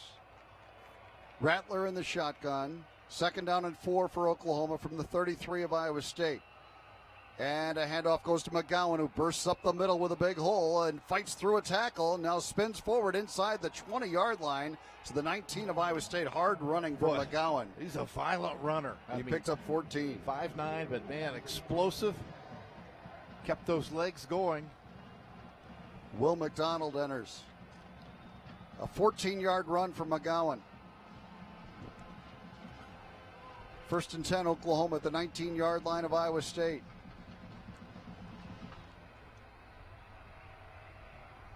Rattler awaits the shotgun snap. He's got Pledger offset to his right. 1st and 10 from the 19-yard line. And a fake handoff. Now Rattler wants to throw. Delivers over the middle. Caught by Stogner at the 4-yard line. He's dragged down by Lawrence White. It'll be 1st and goal at the 3 for Oklahoma. A 16-yard gain on the throw to Stogner. Play action. And Stogner just found his way over the middle. Had plenty of time for Rattler to make that throw. 4-man front now for Iowa State. It's 1st and goal at the 3-yard line. 8:34 to go in the 4th. 23-23. Well, Oklahoma trying to capitalize on the first turnover of the game. Well, really almost a 6-man front. Backs in the eye. And Rattler wants to throw, dumps it off right flat, caught by Hall for a touchdown. Jeremiah Hall off that play action, his 2nd touchdown reception of the game. 3 yards from Spencer Rattler, and Oklahoma goes back in front. Yeah, turnover, the big play of the game so far. Plenty of time for more big plays. 8-17. But Boy, the Sooners knew what to do with it once they got that turnover. Did they ever? They great job on the ground early, and then a couple of throws to Stogler for the first and goal. That was the big one. Point after try coming from Gabe Burkich, and the kick is good. And Oklahoma regains the lead in this football game. It's 30-23 Oklahoma, 8:17 remaining, and a timeout here. Oklahoma up 7 with 8:17 to go. You're listening to Cyclone Football from Learfield IMG College.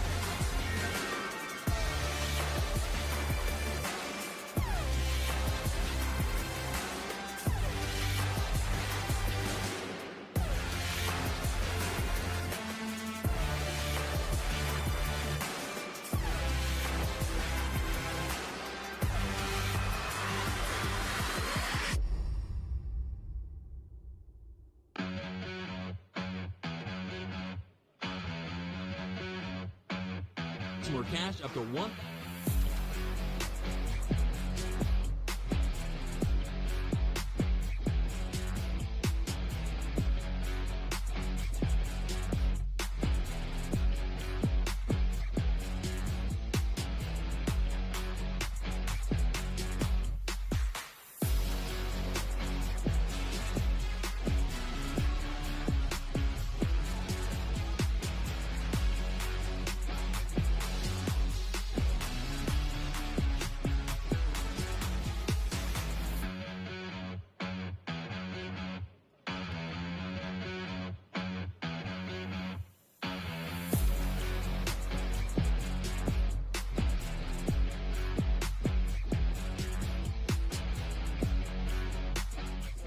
Go in the fourth quarter.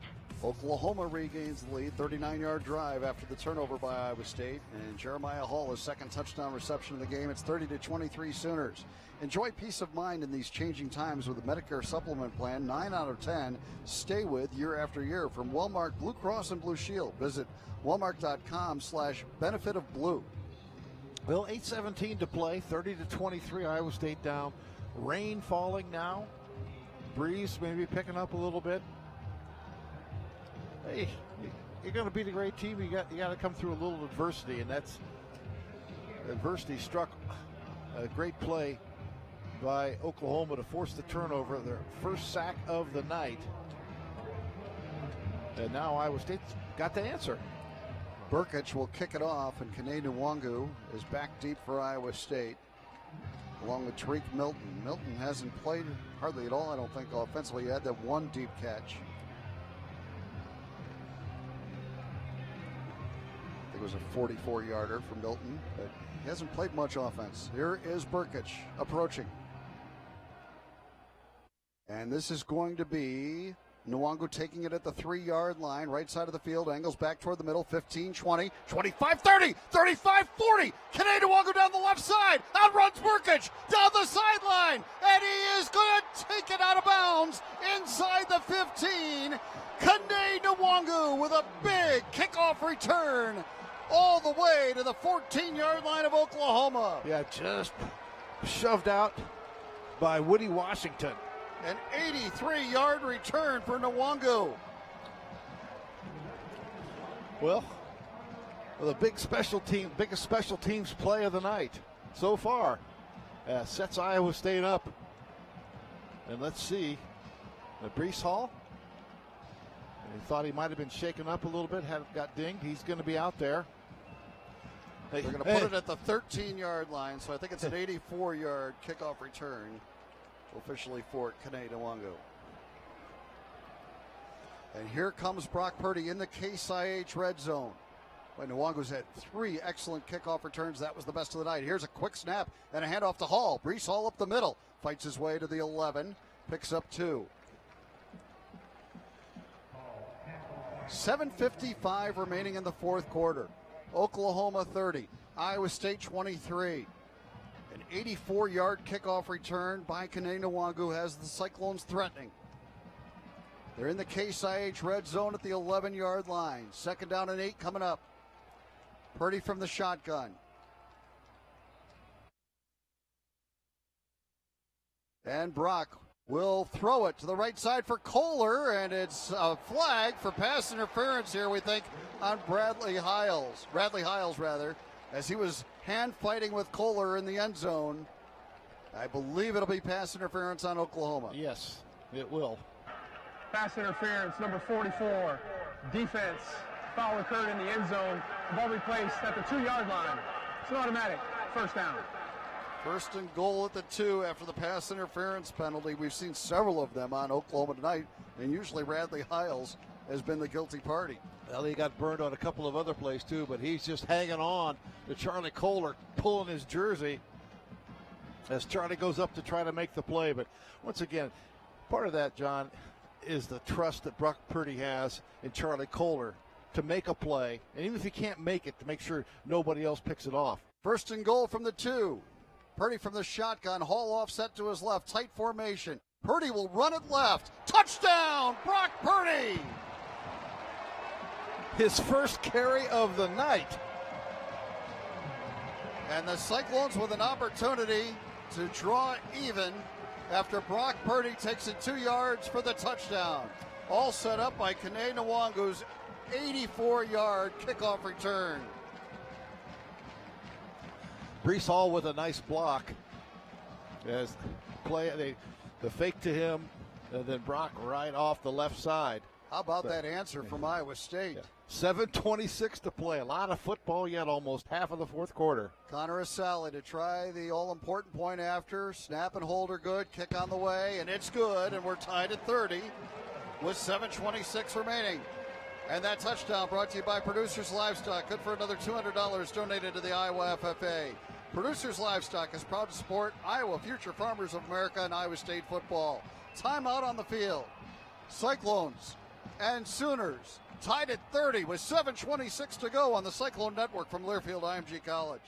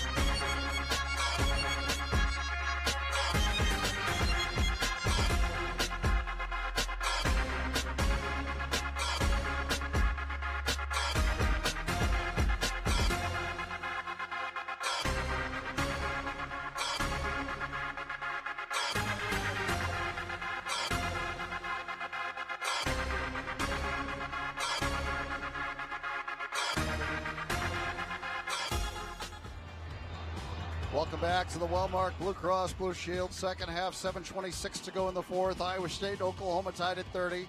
We pause 10 seconds to allow our stations to identify themselves on the Cyclone Radio Network from Learfield IMG College.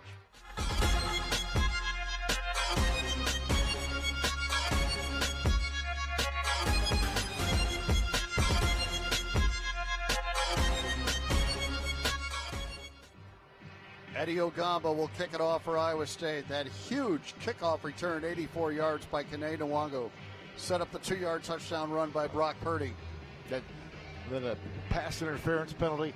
Now, OU with 8 penalties for 88 yards. Iowa State with 9 penalties for 90 yards. That's a high number. There's a lot of athletes running around there for Oklahoma, and when there's a lot of fast, talented players on the field, sometimes you do jump a little bit more and make a few more mistakes. Ogamba approaches the football and hits it well, and a fair catch signaled by Rambo, so they'll start at the 25-yard line with 7:26 remaining in a tie game. Yeah, 1 turnover in this game so far, and OU took advantage of that, scoring a touchdown their last possession. But we got a tie ball game. It's back, the return of the prestigious Learfield IMG College Directors Cup, honoring college sports excellence across all competitive divisions, both men's and women's sports. Follow along on Twitter or online to see which schools will be taking home a first-place trophy in June for their season-long success. Learfield IMG College Directors Cup, a premier institutional award jointly launched in 1983 by USA Today and NACDA. Spencer Rattler, the redshirt freshman quarterback, starts from his own 25-yard line, takes the snap, hands it off left side to Pledger, and he is able to get forward for about 3. Right around the ankles, Jaquan Bailey had him. But a 3-yard run for Pledger, brought down by Jaquan. Well, Sooners have rushed 30 times for 119 yards, so just right about 4 yards a pop. 2nd and 7, Oklahoma from the 28-yard line. And this time looking to throw it as Rattler. He has great protection. He fires deep down the middle, and it is a leaping effort, but no catch that time for Marvin Mims. Breaking it up was Aishim Young. So now it'll be 3rd and 7. That's actually Lawrence White. Oh, Lawrence White on the coverage. So good job by White. And now 3rd and 7 for Oklahoma at the 28-yard line. And 6:53 remaining. Yep. Sooners just 3 of 10 on 3rd downs. 3rd down and 7 from the 28. Rattler in the shotgun. A flag out. We had a false start on Oklahoma. Yeah, the right tackle that time jumped. False start, number 59. Offense, 5-yard penalty. Still 3rd down. Adrian Ely with a false start, so it becomes 3rd and 12 from the 23. When they get Aishim Young back in. Here comes Oklahoma quickly. 3rd down and 12 from the 23-yard line. Shotgun snap to Rattler. Here comes a rush. Rattler in trouble, and he's sacked. He's sacked. Mike Rose was back there, and so was Will McDonald. And they sack him back at the 18-yard line. Well, great job. They tried to go quickly that time, and sometimes I think it really hurts your protection when you do that. And Iowa State the guys were able to get a half step, get inside. Great job by Will McDonald. Jaquan Bailey was there as well, and Mike Rose. Reeves Munshaw will punt it away, and it's Eisworth back deep, likely to fair catch this for Iowa State. 6:10 to play. 30-30 game. Munshaw gets rid of it. Eisworth, fair catch signal. And in a crowd, he'll make that fair catch at the 45-yard line. He was surrounded by Oklahoma defenders. Cyclones take over with 6:02 remaining in a 30-30 game. They'll have the ball at their own 45-yard line. And we will keep it here. Brock Purdy, who scored that 2-yard touchdown run a moment ago to tie the game, brings the offense out. Great job by the Cyclone defense. Will McDonald. I didn't see if they credited Mike Rose with a half sack on that as well. He was right there too. But Will McDonald was definitely there. They did give them each a half sack. So Purdy will start at his own 45, operating left to right. The rain is giving up a little bit. Here is Purdy on first down. Handing to Breece Hall, left side run. Pretty good blocking out in front of him, but he's tripped up. He only got a yard. It looked like he was going to develop into more, but they just couldn't sustain the blocks. And it's a 1-yard run. Thomas, the defensive end, made the stop for Oklahoma. I tell you, Thomas did a great job of just fending off a block and getting out and keeping contained. It looked like maybe he was going to be penned inside. You half expected Breece to just turn on the jets and go for about a 15-yard run there, but Oklahoma defended it well. 2nd down and 9 from the 46-yard line. Purdy from the shotgun. There's the snap. They send a rush. He delivers a slant. It's caught by Kohler, and it'll be a first down into Oklahoma territory to the 44-yard line. A gain of 11. The Sooners brought a little extra pressure that time and a good quick release as Charlie Kohler makes the catch and gets inside Turner Yell. 5:07 to go, and the clock ticking here in the fourth quarter. Oklahoma and Iowa State are tied at 30. It is first down and 10, Iowa State at the 44-yard line of the Sooners. Purdy from the shotgun. There's the snap. Purdy hands it off. Breece Hall up the middle, breaks a tackle. Inside the 30, inside the 20. Hall on his feet, inside the 10. It'll be first and goal, Iowa State. Breece Hall with a terrific run. All the way to the 8-yard line. Trey Brown just made a touchdown-saving tackle, kind of grabbed his arm, 36 yards. 36 yards on the run for Breece Hall. The Cyclones are in the Case IH red zone. First and goal at the 8-yard line. And Breece now 24 carries, 121 yards. Yet another 100-yard rushing game for Breece Hall. Cyclones get up there quickly. They're first and goal at the 8-yard line. Purdy takes the snap, hands it to Hall, up the middle. Breece for the touchdown, and the Cyclone lead. Breece Hall with his second touchdown of the night, an 8-yard run off the left side, and the Cyclones have regained the lead. I'll tell you what, John, when Oklahoma scored to take that 30-23 lead, they needed something. You know, that Kane Nwangu kickoff return of 84 yards kind of got them going and really picked up the whole team, I think. Defense did its job, and then great job by the offense to go right down the field and score. Connor Asala to try the point after. Out of the Blake Clark hold. And the kick on the way, and it is good. The Cyclones lead it 37-30, 4:06 remaining in the fourth quarter. And that touchdown brought to you by Producers Livestock, good for another $200 donated to the Iowa FFA. Producers Livestock is proud to support the Iowa Future Farmers of America and Iowa State football. Time out on the field. Cyclones lead it 37-30 with 4:05 to go. You're listening, 4:06 to go, I should say. You're listening to Cyclone football from Learfield, IMG College.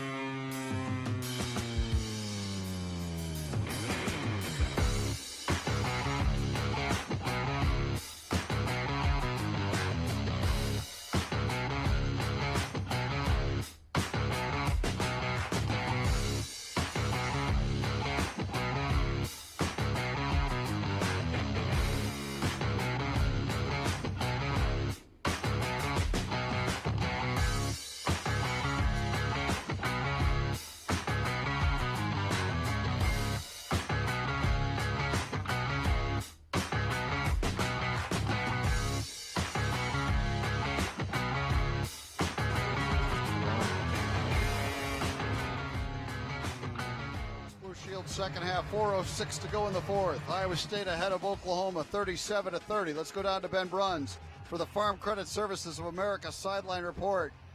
Ben, this stadium is electric right now with only 15,000 fans here. It's fun. Yeah, man. Just finish, man. Just finish. That was as good of a drive. And you know, Mike Capobianco, our spotter, said it as we were off the air. It's like, this is the best we've seen Brees Hall play. He is making plays. Yep. 16 touchdown runs in his last 11 games for Brees Hall. 3 consecutive 100-yard rushing games to start the season. How many touchdowns? 6? He's the Big 12's leading rusher. He now has 6 touchdowns on the season and 16 touchdowns in his last 11 games. And he had a big third down catch in the previous drive as well. A 55-yard drive for Iowa State. Took only 4 plays. And a lot of time left in this one. 4:06. Eddie Ogamba to kick it off. It was raining for a while. It's still a little bit of drizzle, but hardly at all now. And Ogamba will kick it off to Charleston Rambo. And he hits it well. Rambo backpedals, takes it a yard deep. He'll bring it out, middle of the field. Rambo right up the middle, across the 20, 25. Now he's got a head of steam, and he's brought down at the 30-yard line by Eddie Ogamba, among others. Also in there was Arnold Azuna. Yeah, 35. So the 35-yard line is where Oklahoma will start.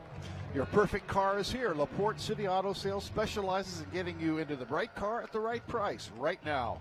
LaPorte City Auto, proud supporter of Iowa State football. Game reset for you here. 3:58 remaining in the fourth. 37-30 Iowa State. 2 timeouts for each team. Oklahoma starts first and 10 at its own 35. Iowa State has outgained Oklahoma 409 to 383. Spencer Rattler, the redshirt freshman quarterback, starting from his own 35. Fake handoff, quick throw to the right side, and Lawrence White makes a hit as the catch was made by Rambo, but he picked up about 4 on the completion to the 39-yard line. But White was right there. White broke up a deep ball in that last possession. Did a great job in deep coverage. Give him 5 to the 40. It's second down and 5 for Oklahoma from the 40-yard line. Rattler with split backs, sends Pledger in motion, then hands it off to McGowan, who tries the right side, now has to cut back and does. He's dangerous, but Greg Eisworth tracks him down with Anthony Young, and it's going to be a loss on the play. Back to the 34-yard line. When he first reversed his field, he could have had something, but he didn't cut it up. He tried to make the home run play, and it ended up being a loss of 6 yards on the play. Well, 3rd and 11, and we're going to move inside 3 minutes here in the fourth quarter. And with 2 timeouts left, boy, a big, huge play in this game coming up. 3rd down and 11 for the Sooners at their own 34-yard line. Watch for the tight end. 2:46 remaining. Rattler in the shotgun. Cyclone showing blitz. Here they come. Rattler delivers right side. It is caught.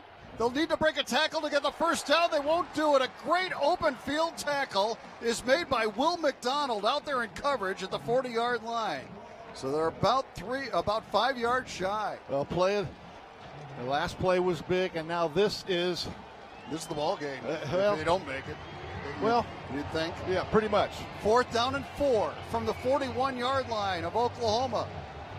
And we're down to 2:09 to go. 4th down and 4 for the Sooners from their own 41 with 2 minutes remaining now. Rattler from the shotgun. Play clock to 3. Play clock to 2. A timeout had to be called by Oklahoma. No, Iowa State called the timeout. Iowa State called the timeout. Iowa State has called their second charge timeout in the second half. 30 seconds in length. And we will take the break here. You're listening to Cyclone Football from Learfield IMG College.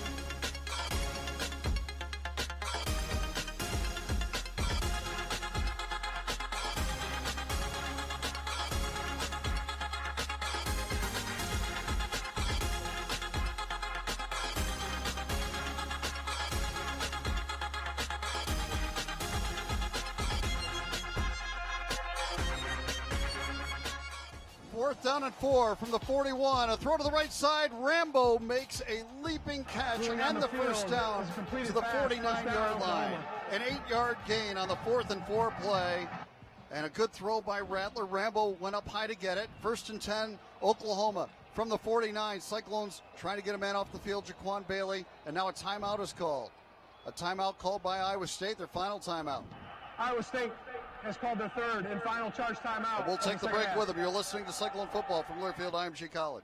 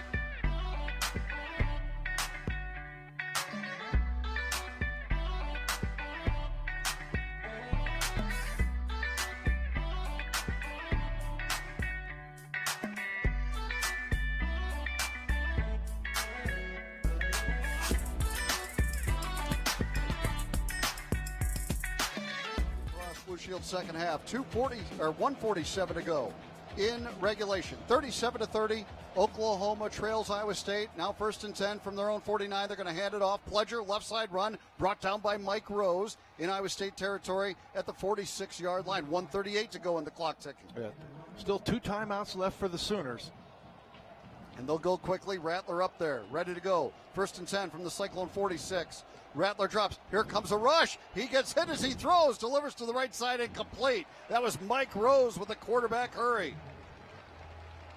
And it stops the clock. And it makes the 3rd down. 3rd and 5, 123. Obviously 4-down territory.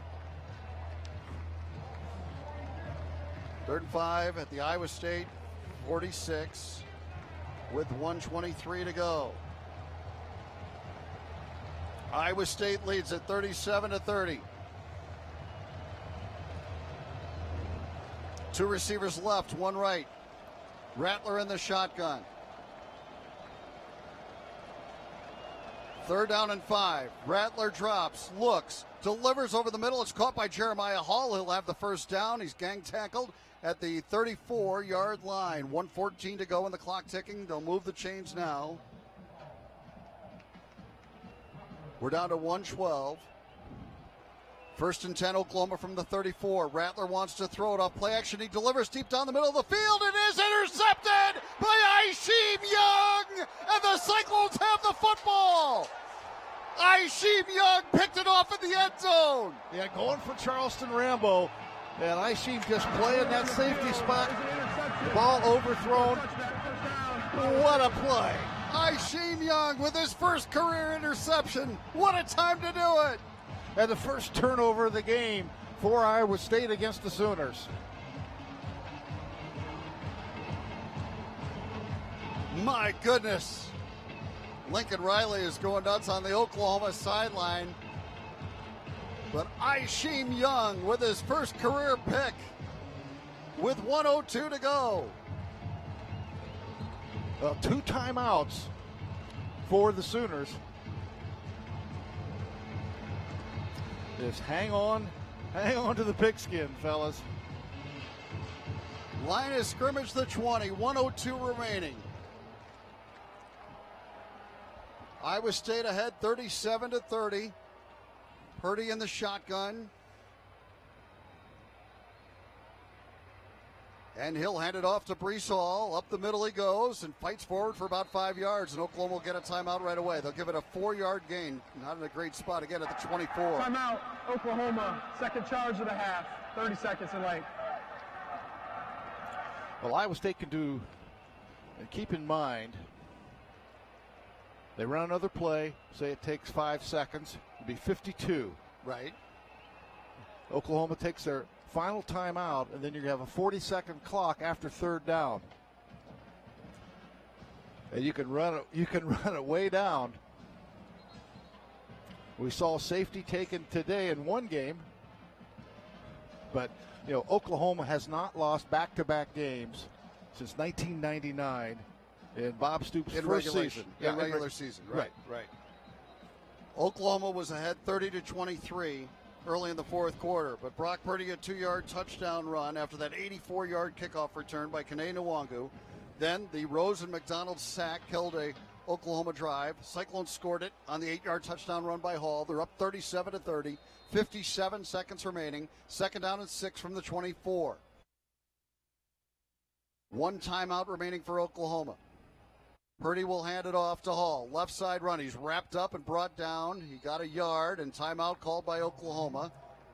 Got maybe a yard and a half just across the 25-yard line. Oklahoma has called their third and final timeout of the game. 53 seconds remaining.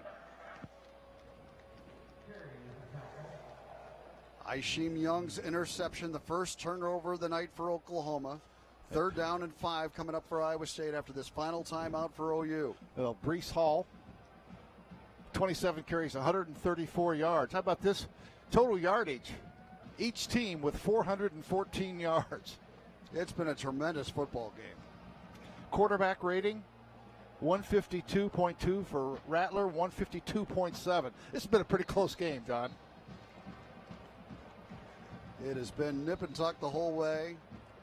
Oklahoma did get out to a 17-6 lead early. Iowa State battled back, got that touchdown before halftime. Oklahoma missed a long field goal right at the break. And it's seesawed back and forth here in the second half. Okay, now third down and 5 from the 25-yard line. Of course, picking up a first down would be okay, too. 53 seconds remaining. Oklahoma, both teams now out of timeouts. Purdy from the shotgun. Hall offset to his right. There's the snap. The give to Hall. Left side run. Big Hall. He's got the first down. Breece Hall puts it away for the Cyclones. Off left side of the offensive line. Breece Hall took it 6 yards for a Cyclone first down. And it is take a knee time right now. Iowa State has to snap it one more time.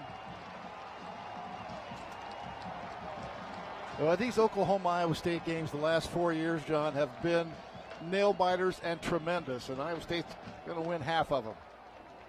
Brock Purdy will simply have to take a knee. And this whole thing about Brocktober is no myth. It's the real deal. The Cyclones now 11-1 in October since 2017. And they have defeated Oklahoma in Ames for the first time since right after JFK was elected and before I was born. All right, well, it's been 60 years. The Cyclones defeat the Sooners in Ames 37-30 the final. They're 2-0 in the Big 12 Conference. And Oklahoma's 0-2. And Oklahoma is 0-2, and Iowa State has the tiebreaker. Should it come down to those two teams. Sweet Caroline for the 15,000 here today at Mid-American Energy Field at Jack Trice Stadium. Iowa State defeats Oklahoma, ranked 18th in the nation. 37-30 the final. Back with more. You're listening to Cyclone Football from Learfield, IMG College.